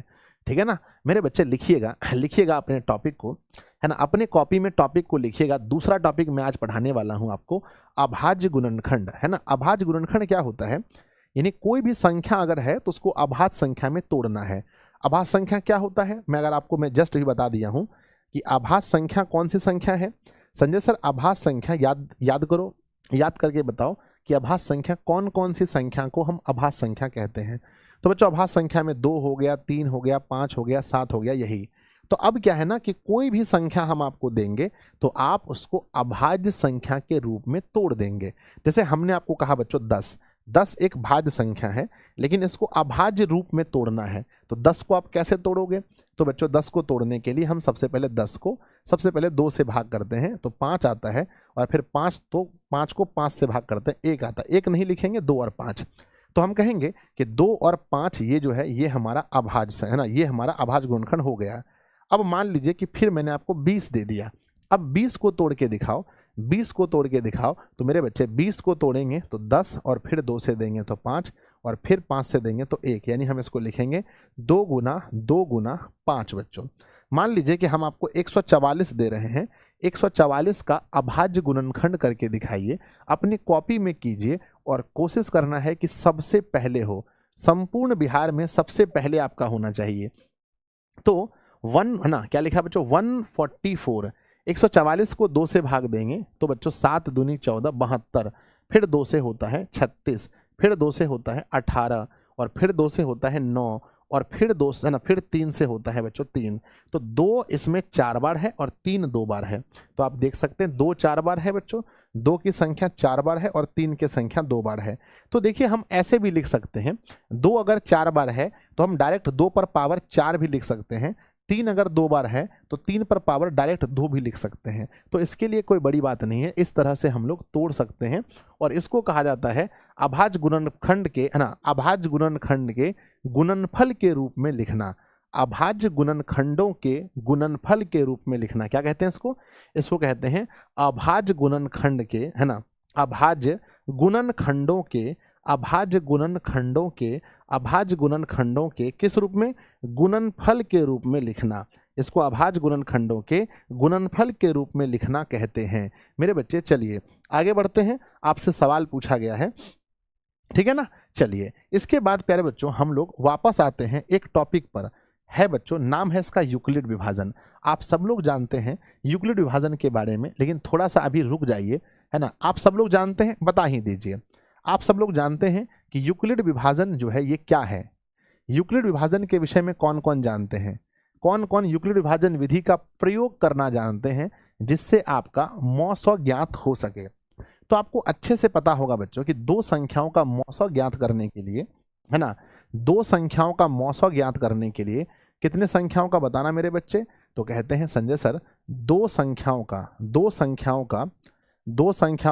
मौसौ ज्ञात करने के लिए 2 संख्याओं का मौसौ ज्ञात करने के लिए हम किसका प्रयोग करते हैं, तो 2 संख्याओं का मौसौ ज्ञात करने के लिए मेरे बच्चे यूक्लिड विभाजन का प्रयोग किया जाता है। जहां आप लोग पढ़े होंगे कि a बराबर क्या होता है, a बराबर BQ प्लस R होता है। जहां R का मान क्या होता है, जहां R का मान बच्चों हमेशा B से छोटा, लेकिन बच्चों R का मान B से छोटा, और ये बच्चों है ना 0 से बड़ा या 0 के बराबर हो सकता है। तो ये बच्चों मैंने आप लोगों को पढ़ाया होगा बहुत अच्छे से, है ना। तो ये बताना कि यूक्लिड विभाजन का प्रयोग किसे ज्ञात करने के लिए किया जाता है। परीक्षा में सवाल पूछा जाएगा कि यूक्लिड विभाजन एल्गोरिथम का प्रयोग किसे ज्ञात करने के लिए किया जाता है। तो बच्चों आपको पता होगा कि यूक्लिड विभाजन एल्गोरिथम का प्रयोग हम 2 संख्याओं के मौसौ ज्ञात करने के लिए करते हैं, मौसौ ज्ञात करने के लिए करते हैं। आप सभी बच्चों को मैं चैलेंज करता हूं, एक क्वेश्चन मैं आपको देता हूं, आप मुझे बनाकर दिखाओ, है ना। मैं आप सभी बच्चों को चैलेंज करता हूं, एक सवाल मैं दे रहा हूं, इसको बनाकर दिखाना है। सवाल है मेरे बच्चे 35 और सवाल है बच्चों 75। 35 और 75 का यूक्लिड विभाजन विधि का प्रयोग करके मौसौ ज्ञात करके दिखाइए। यूक्लिड विभाजन एल्गोरिथम का प्रयोग करके, यूक्लिड विभाजन है ना एल्गोरिथम बनाना शुरू कीजिए, मुंह मत देखिए, है ना। एल्गोरिथम का प्रयोग करके, है ना, प्रयोग करके प्रयोग करके मेरे बच्चे मौ ज्ञात करें, मौ ज्ञात करें। जब तक आप सोच रहे होंगे तब तक कोई बच्चा बना लेगा, है ना। आपको मौ ज्ञात करना है मेरे बच्चे, विधि से बनाओ ना, सिर्फ उत्तर बता दे रहे हो आप लोग। सिर्फ उत्तर बताना अच्छी बात नहीं है। तो बच्चों सबसे पहले यहाँ मानना पड़ता है, जो बड़ी संख्या है उसको ए मानते हैं, बड़ी संख्या को हमेशा ए मानते हैं, और जो छोटी संख्या है उसको हम लोग बी मानते हैं। उसके बाद बच्चों लिखते हैं यूक्लिड विभाजन प्रमेय से। क्या लिखते हैं? यूक्लिड विभाजन एल्गोरिथम से या प्रमेय से, है ना, प्रमेय से। क्या कहता है यूक्लिड विभाजन प्रमेय? ये कहता है कि भैया देखो a बराबर होना चाहिए बी क्यू प्लस में आर। तो सबसे पहले a का मान हम रखेंगे 75, 75 को भाग लगाएंगे बच्चों किससे? 35 से। यहाँ पर हम रफ कार्य करेंगे, ये हमारा रफ कार्य है। और बच्चों क्या आपको पता है बोर्ड परीक्षा में रफ कार्य के लिए कितना कॉपी मिलता है? कितने बच्चों को पता है? हाथ उठाइए। कितना पेज मिलता है आपको रफ कार्य करने के लिए? एक बार बताइए, जरा जरा हम भी सुने। अरे जरा हम भी सुने, मन करता है सुन ले थोड़ा। बहुत कम बच्चों, सिर्फ सिंगल पन्ना, बस एक पन्ना होता है दोनों तरफ बच्चों, इस तरफ और इस तरफ, दोनों तरफ, है ना। तो बच्चों बस एक ही पन्ना होता है, इस तरफ और इस तरफ आप लिख सकते हैं। तो रफ कार्य करने के लिए सिर्फ एक पन्ना यानी 2 पेज यानी इधर उधर कर सकते हैं। तो अगर किसी बच्चे का बहुत ज़्यादा रफ करने का आदत है, यदि आपको गोज गाज करने का बहुत आदत है, तो मेरे बच्चे अपने आप को थोड़ा सा संभाल लीजिए, अपने आप पर थोड़ा सा ध्यान दीजिए। आप ज़्यादा रफ नहीं कर सकते हैं, ज़्यादा रफ कार्य करने से आपको दिक्कत है, ठीक है ना, समझे।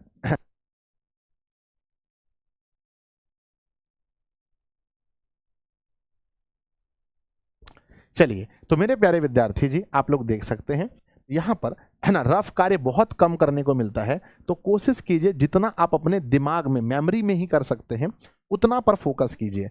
अगर आप बच्चों 35 से भाग देंगे 75 में, तो 35 दूना 70 होगा, बच गया बच्चों 5। अब 5 को यहाँ पर 35, तो 5 सत्ते 35, बच गया 0।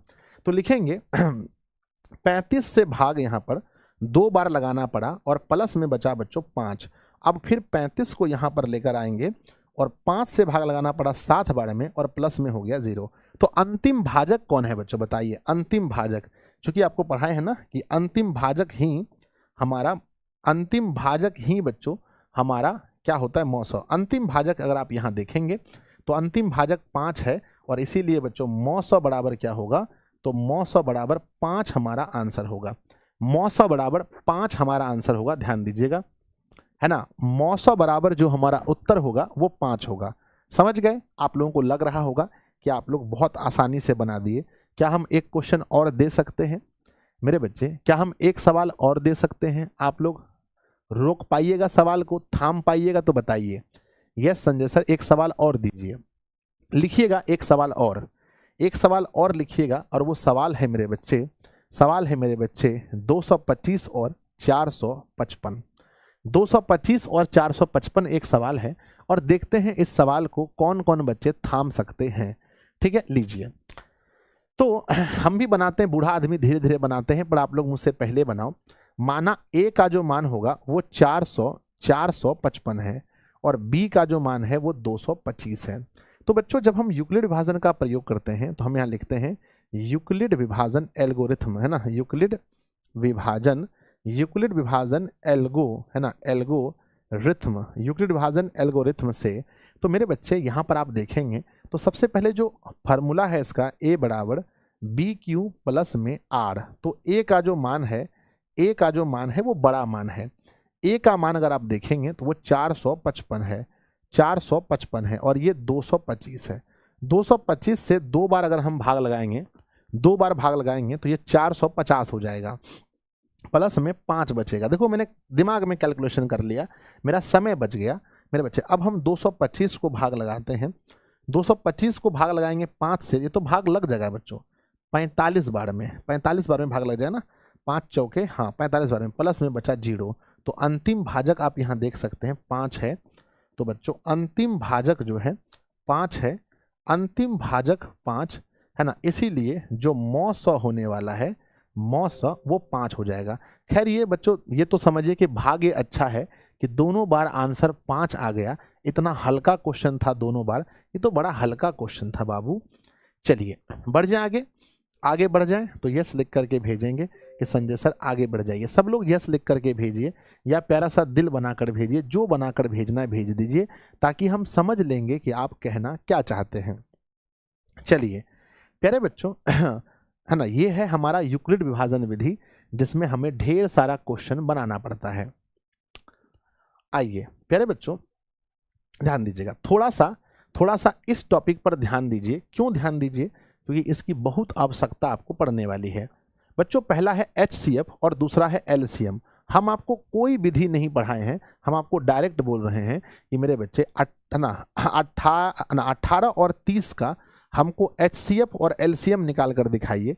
अगर आप में है क्षमता, अगर आप पढ़ने वाले विद्यार्थी हैं, तो 18 और 30 का हमको HCF निकाल कर दिखाइए और LCM निकाल कर दिखाइए। हम यहीं बैठे हैं, आप लोगों के आंसर का इंतजार कर रहे हैं। देखिए बचपन में जब हम पढ़े थे हम लोग, तो छोटी संख्या से बड़ी संख्या को भाग देते हैं। 18 एकम 18, बच गया 12, और जब ये छोटा हो जाता था तो हम इसको भाज्य मान लेते थे और 18 को लाते थे। फिर 12 एकम 12, बच गया यहाँ पर 6। अब ये छोटा पड़ गया तो अब इसको घेर के इसको भाज्य मान लेते थे, और 6 दूनी 12। तो मेरे बच्चे यहाँ, और अंतिम बार हम जिससे अंतिम बार भाग लगाते थे उसी को हम लोग HCF मानते थे। तो प्यारे बच्चों अगर हम उस नियम से देखें, बचपन के रूल से देखें, तो जो HCF आया है हमारा 18 और 30 का, वो हमारा 6 आया है। और LCM की बात करें, LCM ऑफ 18 और 30 18 और 30 का जब हम LCM निकालेंगे तो मेरे प्यारे बच्चों आपको पता होना चाहिए कि 18 और 30 का LCM, यहाँ 18 है यहाँ 30 है, इसको 2 से भाग करेंगे 9, और फिर बच्चों 15 आएगा, है ना? बोलो हाँ या ना। यस सर, LCM तो ऐसे निकलता था ना बचपन में। हाँ, 2 से 9 और 15, फिर 3 से 3 और 5। अब ये भाग नहीं लगेगा तो 2 मल्टीप्लाई 3 से मल्टीप्लाई 3 से मल्टीप्लाई 5 से, 2 तिया 6, 6 पंजे 30, और 30 अरे कितना ज़्यादा हो गया क्या जी? गलत हो गया क्या? है ना, 90 हो गया ना, सॉरी 90 बच्चों, 90 हो गया। तो टोटल आंसर 90 हो गया। तो ये आपने, हम लोग बच्चों इसको नॉर्मल तरीके से बनाए, जैसे हम लोग बचपन में 5 क्लास 6 क्लास में बनाते थे। लेकिन क्लास 10th में क्या इसको बनाने का कोई और भी तरीका है? क्लास 10th में हम इसे अलग तरीके से बना सकते हैं क्या? हाँ या ना बताओ। यस, क्लास 10th में बनाने का एक और तरीका हमारे पास है बच्चों, जिसे कहते हैं अभाज्य गुणनखंड। क्या कहते हैं? जिसे कहते हैं अभाज्य गुणनखंड। तो बच्चों अब हम अभाज्य गुणनखंड का प्रयोग करेंगे और अभाज्य गुणनखंड से हम HCF और LCM निकालेंगे। चलिए बच्चों अगले पड़ाव में जाने से पहले कुछ जरूरी चीज मैं दे रहा हूं, बक्से में बंद कर लीजिए। कुछ जरूरी चीज मैं दे रहा हूं, बक्से में बंद कर लीजिए। सब लोग मेरे बच्चे मौसौ लिख दीजिए, माफ कीजिएगा, है ना, नोट लिख कर बच्चों, नोट लिख दीजिए सब लोग, NOTE नोट लिख करके डैश दीजिए। जरूरी चीज दे रहे हैं, लिखिएगा। मेरा पहला सवाल मेरा पहला सवाल है, पहला पॉइंट मेरे बच्चे, पहला पॉइंट है कि, है ना, 2 क्रमागत, इधर ही मैंने पढ़ाया था आप लोगों को कि 2 क्रमागत प्राकृत संख्या का HCF, है ना, प्राकृत संख्या का मौसौ। जल्दी से आंसर भेजते चलिएगा, इधर ही मैंने पढ़ाया था फुल बैच वाले बच्चों को। फिर पूछा गया है कि 2 क्रमागत अभाज्य संख्या का मौसौ, अभाज्य संख्या का मौसौ। जरा था जल्दी जल्दी आंसर दीजिएगा मेरे बच्चे। फिर पूछा है कि 2 क्रमागत भाज्य संख्या का मौसौ, भाज्य संख्या का, माफ कीजिएगा भाज्य नहीं होगा, है ना, सम संख्या का मौसौ, सम संख्या का मौसौ। तो ये बहुत जरूरी है। यहाँ से आपके परीक्षा में 1 नंबर कोई नहीं काट सकता है, 1 नंबर कोई नहीं काट सकता है। हमने कहा कि 2 क्रमागत प्राकृत संख्या का मौसौ, तो 2 प्राकृत संख्या का मौसौ। अगर क्रमागत का मतलब क्या होता है? क्रमागत का मतलब होता है बगल वाला। जैसे 3 के बाद क्रमागत में 4 होगा, 9 के बाद 10 होगा, तो क्रमागत मतलब अगला संख्या, है ना, अगला पिछला 2 संख्या को मिला दे तो वो एक दूसरे का क्रमागत, है ना, वो बच्चों क्या कहलाता है? क्रमागत कहलाता है। 2 क्रमागत अभाज्य संख्या का मौसौ बताइए। अगर 2 क्रमागत अभाज्य संख्या है तो उनका मौसौ सदैव बच्चों 1 होता है। अगला सवाल है 2 क्रमागत सम संख्या। अगर दो क्रमागत सम संख्या को हम लेते हैं तो मेरे बच्चे वहां क्या होगा, सम संख्या में याद रखना कि दो आंसर होता है। दो क्रमागत सम संख्या का जो HCF होता है वो हमेशा 2 होता है, इस बात को कभी नहीं भूलिएगा। चलिए बढ़ते हैं आगे। अभी हम लोग सीख रहे थे कि किस प्रकार से हम लोग HCF और LCM निकालते हैं। परीक्षा में सवाल पूछा गया, मान लीजिए मेरे बच्चे परीक्षा में सवाल पूछा गया 18 और मान लीजिए बच्चों है ना 18 और क्या पूछा, 18 और 48 है ना। आप इसको बताइए कि इसका HCF और LCM क्या होगा। हम आपको बता रहे थे कि इसके लिए हम लोग जो उपयोग करने वाले हैं वो अभाज्य गुणनखंड का रूल करेंगे। तो 18 को पहले तोड़ दीजिए। 18 को जब आप तोड़ेंगे 2 से तो 9 और फिर 3 से 3 और फिर 3 से बच्चों यहाँ 1 होता है। तो 18 को तोड़ने पर बच्चों हमारा आ रहा है 2 गुना 3 गुना 3 और 48 को जब हम तोड़ेंगे तो 48 को तोड़िएगा बच्चों तो क्या होगा, 48 को तोड़ने से हमारा 2 से 24 होगा, फिर 2 से हमारा 12 होगा, फिर 2 से हमारा 6 होगा, फिर 2 से हमारा 3 होगा, यानी 2 जो है हमारा 1 2 3 4 बार होगा और फिर गुना 3। तो यहाँ बताइए सबसे पहले कि HCF क्या होगा। HCF का मतलब होता है जो दोनों में हो बच्चों। HCF बोलो या बच्चों मौसा बोलो, है ना। तो मौसा का मतलब है जो दोनों में कॉमन हो, वही ना मौसा होता है। तो बताइए क्या क्या कॉमन है। एक तो बच्चों 2 यहाँ भी है और 2 यहाँ भी है, एक तो 2 आ जाएगा। और दूसरा देखिए 3 यहाँ भी है, 3 यहाँ भी है, तो एक 3 आ जाएगा। तो 2 तिया 6, 2 तिया 6 जो है हमारा, 2 तिया 6 जो है हमारा, ये क्या हो जाएगा, हमारा मौसा हो जाएगा। और LCM की जब बात करते हैं तो यहीं पर सब बच्चे फंसते हैं LCM में, यानी बच्चों लॉसॉ में। यहाँ पर मैं सभी से हाथ जोड़कर विनती करना चाहता हूँ कि आप मेरी बात को आप सुनिए। अगर आप एक बार अच्छे से सुन लेंगे तो फिर आपको सुनना नहीं पड़ेगा।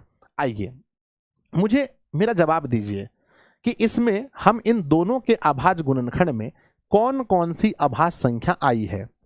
इन दोनों के अभाज्य गुणनखंड में कौन कौन सी अभाज्य संख्या आई है, मेरा जवाब आप लोग जल्दी से दीजिए। जल्दी बताओ कौन कौन सी अभाज्य संख्या आई है। गुरुदेव इन दोनों के अभाज्य गुणनखंड में 2 और 3 आई है, इसके अलावा कोई नहीं है। यदि आया है 2 और 3 के अलावा कुछ नहीं आया है ना। 2 और 3 के अलावे कुछ भी नहीं आया है। तो अब मेरा है ना, मैं फिर से एक सवाल पूछूंगा कि अगर 2 और 3 आया है तो 2 सबसे अधिक बार कहाँ है, यानी ऊपर वाले में है या नीचे वाले में। तो जहां सबसे अधिक बार है वहीं से उठाएंगे। तो 2 सबसे अधिक बार यहाँ है तो यहाँ का सब ठो 2 ले लेंगे। सब ठो 2 उठाओ, सब ठो 2 उठा लीजिए, यानी कि चारों ठो 2 उठा लीजिए। 1 गुना 2 गुना 3 गुना 4 उठा लिए। अब मेरा जवाब दीजिए कि 3 सबसे अधिक किस में है, दोनों में ज्यादा बार किस में है। तो सर यहाँ भी, यहाँ सर यहाँ 2 बार है, यहाँ 1 बार है। तो बोलिए कहाँ से उठाया जाए। जहां ज्यादा बार होता है वहीं से उठाते हैं। तो मेरे बच्चे 3 ज्यादा बार यहाँ है तो ईठो का 3 उठाएंगे। 3 जितना 3 है सबको दंदना के लिख देंगे, सब ठो 3 को दंदना के लिख देंगे। बराबर लिखेंगे 2 गुना 2 4 दुना 8 दुना 16, 16 गुना 9 16 नामा 144। तो मेरे प्यारे बच्चों 144 आंसर हुआ। अब बताइए कितने ऐसे बच्चे हैं जो अच्छे तरीके से सीख गए कि हमारी 2 संख्या है, 3 संख्या कोई भी हो, हम मौसौ कैसे निकालते हैं और लॉसौ कैसे निकालते हैं। यानी अगर आपको लगता है कि आप HCF और LCM सीख गए हैं तो प्यारा सा दिल बनाकर भेज दीजिए कि संजय सर हमको एकदम लगता है कि हम HCF और LCM सीख गए हैं। जल्दी से सब लोग दिल बनाकर भेजिए कि सर समझ गए हैं, बताओ जल्दी से, है ना। अभी तो 2 संख्या का हम HCF LCM सीख रहे हैं। अब इसका जस्ट अगला क्वेश्चन मिलेगा 3 संख्या का। HCF का मतलब हाईएस्ट कॉमन फैक्टर होता है, LCM का लोवेस्ट कॉमन फैक्टर होता है। तो इसको समझना है बच्चों, है ना। चलिए तो दूसरा नंबर, है ना, दूसरा नंबर पर हम चलते हैं और लिखते हैं बच्चों। सेकेंड नंबर में सवाल है 21, सवाल है 36 और सवाल है बच्चों 48। चलिए 21, 36, 48, अब ये 3 है, इसका आपको HCF और LCM निकालना है। चलिए एक क्वेश्चन इसके बना, आप लोगों ने बहुत बोला एक क्वेश्चन होना चाहिए तो मैंने दे दिया एक क्वेश्चन। बताइए बच्चों क्या लिखेंगे। 21 को आप पहले तोड़ेंगे अभाज्य संख्या से, 2 से तो नहीं जाएगा, 3 से देंगे 7 बार में, 7 से 1, यानी 21 को आप तोड़ेंगे तो 3 × 7 आएगा। 36 को आप तोड़ेंगे, 36 को आप तोड़ेंगे तो बच्चों 2 से देंगे तो 18, फिर 2 से देंगे 9, और फिर 3 से, और फिर 3 से 1, यानी कि 2 × 2 × 3 × 3। 48 को जब आप तोड़ेंगे, 48 को जब आप तोड़ेंगे 2 से तो ये 24, फिर 2 से 12, और फिर 2 से 6, फिर 2 से 3, फिर 3 से 1, यानी 2 × 2 × 2 × 2 × 2 × 3। प्यारे बच्चों अब बताओ, जब हम इनका है ना, जब हम HCF निकालना चाहेंगे, जब हम HCF निकालना चाहेंगे तो बताइए इसमें HCF में बच्चों क्या वो चीज है जो तीनों में कॉमन है, कौन सी संख्या है? सर 3 यहाँ भी है, 3 यहाँ भी है, और 3 यहाँ भी है, तो 3 जो है वो सब में कॉमन है, 3 हो गया। और कुछ कॉमन है बताओ, और कुछ कॉमन है? सर 7, 7 कहीं नहीं है। 3 देखो ये है ना, 2 इसमें है, 2 इसमें है, लेकिन इसमें नहीं है। अगर 3 संख्या है तो HCF जब भी निकालेंगे तो वो तीनों में होना चाहिए, किसी 2 में होने से नहीं होगा। अब हम बात करते हैं LCM का, जब सारा खेल LCM में ही है। मैं आपसे पूछना चाहता हूं कि इन तीनों के अभाज्य गुणनखंड में हम लोगों ने कौन कौन सी अभाज्य संख्या का प्रयोग किया है, यानी कुल अगर हम देखें तो इसमें अभाज्य संख्या कौन कौन सा आया है? तो सर एक तो 2 आया है, एक तो 3 आया है, एक तो 7 आया है ना? बोलो हाँ यही आया ना, 2 3 7। अब सबको ये देखना है कि सब सबसे अधिक बार कहां है। जैसे अगर हम कहें 2, तो 2 सबसे अधिक बार कहां है? तो 2 बच्चों जहां अधिक बार है वहीं से उठाया जाएगा, याद रखना, जहां अधिक बार है वहीं से उठाया जाएगा। तो 2 अगर हम देखें तो अधिक बार यहां है 2, तो यहां से उठाया जाएगा, यहां से उठाएंगे 2 × 2 × 2। 3 सबसे अधिक बार कहां है? 3 यहां भी है, यहां भी है, यहां भी है, सबसे अधिक बार यहां है। जहां सबसे अधिक बार है हुमच के उठा लीजिए। 7 सबसे अधिक बार कहां है? 7 सबसे अधिक बार तो बच्चों 1 के बार है। अब जब देखिए बच्चों, मान लीजिए कि किसी के पास 1 रुपया नहीं है ना, किसी के पास है ना, 1 सेकंड बच्चों, है ना, किसी के पास 1 रुपया नहीं है, क्या मैसेज आया रे, है ना, किसी के पास 1 रुपया नहीं है,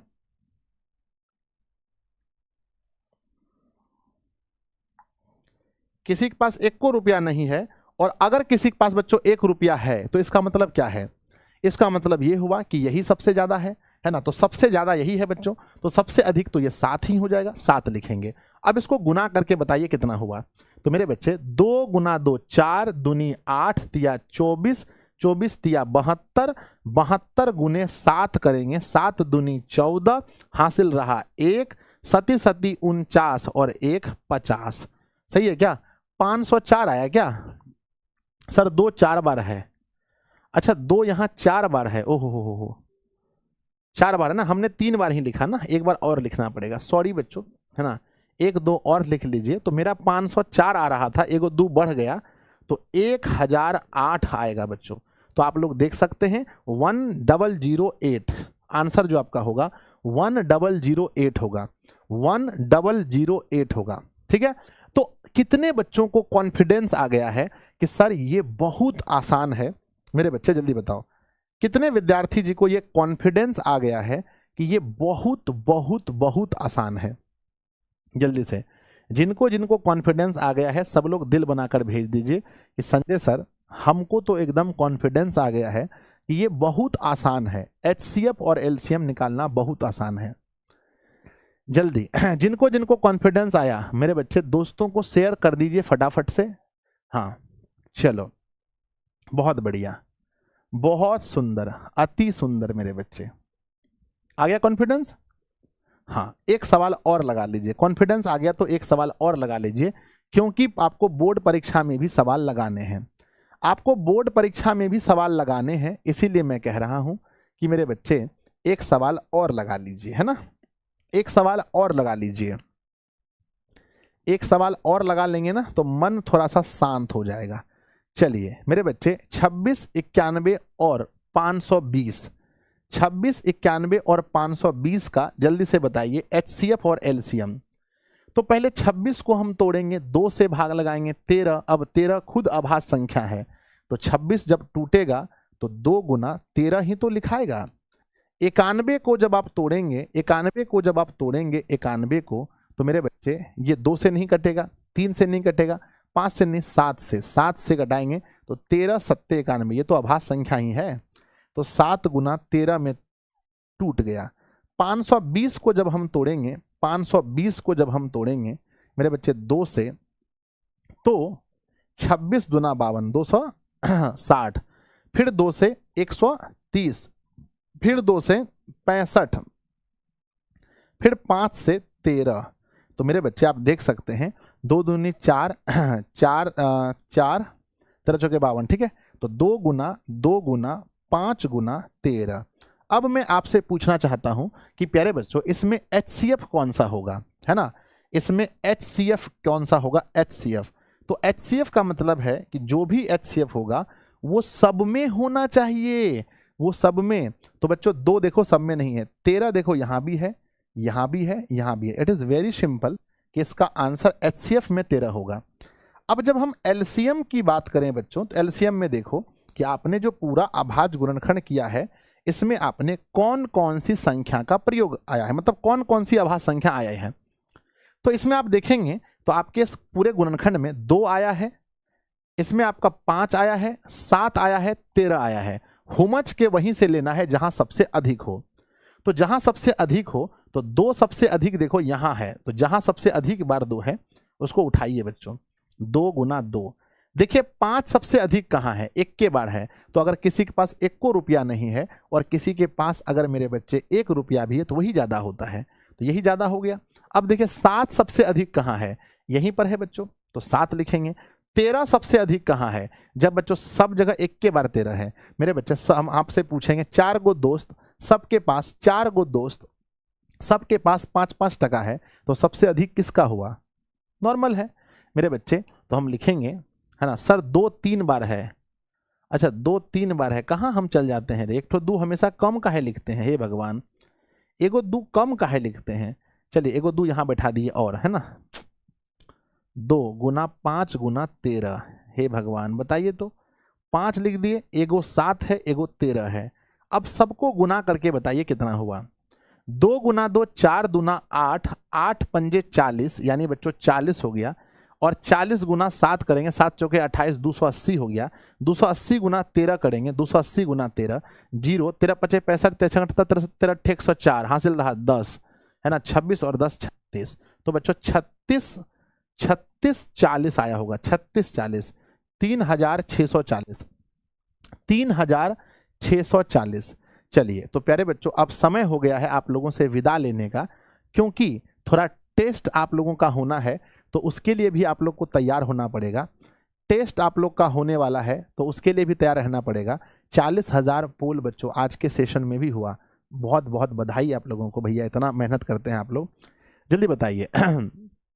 तो प्यारे बच्चों, है ना, अब बताइए आज का क्लास आप लोगों को कैसा लगा, एक बार मुझे पहले बताइए आप लोग, तब हम आप लोग को, देखो अभाज्य गुणनखंड सिखा दिए, यस संजय सर सिखा दिए मेरे बच्चे, हम आपको LCM सब सिखा दिए। अब ये चैप्टर लगभग खत्म हो गया, कुछ नहीं बचा इसमें, यूक्लिड विभाजन हो गया, बस शांत अशांत का एक छोटा सा टॉपिक पढ़ाएंगे, है ना, और √3 √2 को सिद्ध करना सिखाएंगे, चैप्टर ही बच्चों खत्म कर दिए हम लोग। ऐसे पढ़ाई होगा तो समझ रहे हैं सिलेबस का क्या होगा, आराम से कवर कर लेंगे, पूरा ऑब्जेक्टिव कॉन्सेप्ट पढ़ाएं, ठीक है ना।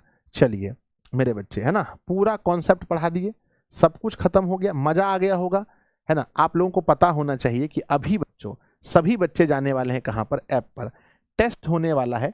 कितने बजे टेस्ट होने वाला है कोई तो बताओ, अरे कोई तो बताओ।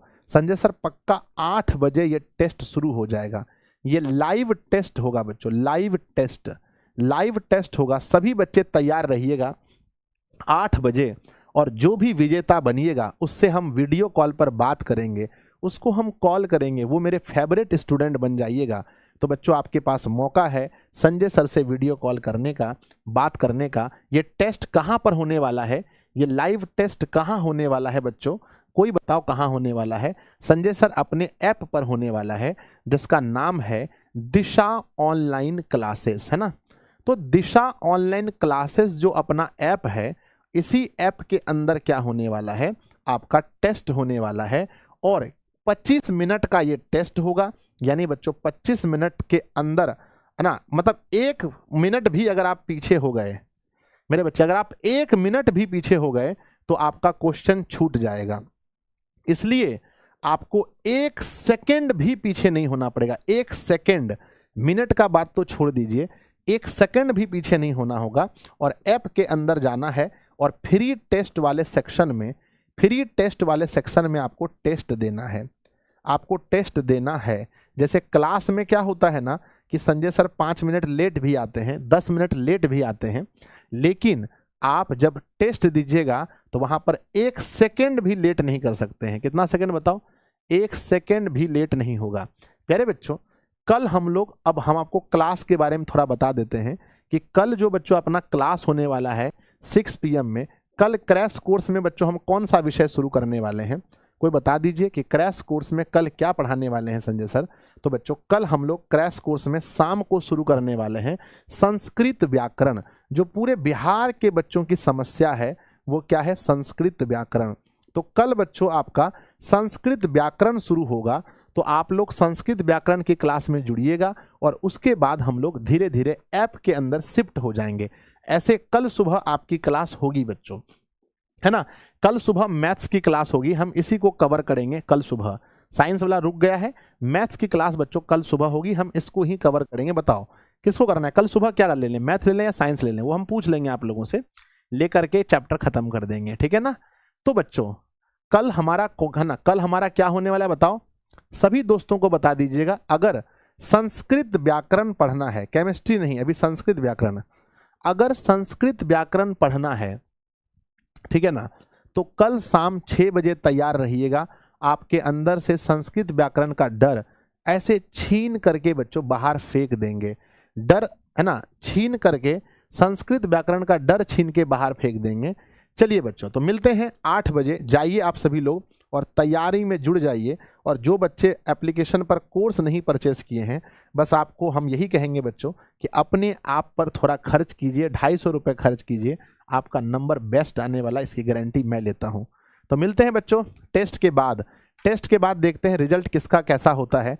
और जो टॉपर होंगे भाई, उससे तो वीडियो कॉल पे बात होगी भाई, उसको तो पूरा बिहार जान जाएगा, क्योंकि उसकी वीडियो को यूट्यूब पर, इंस्टाग्राम पर, सब जगह डालना पड़ेगा, ठीक है ना। तो जाइए बच्चों, 50 क्वेश्चन है, 25 मिनट का टाइम, 50 क्वेश्चन और 25 मिनट का समय मिलेगा आपको, और यही बच्चों आपके लिए होगा, है ना। चलो बाय सभी को, लव यू। ए लड़का आशिक, ए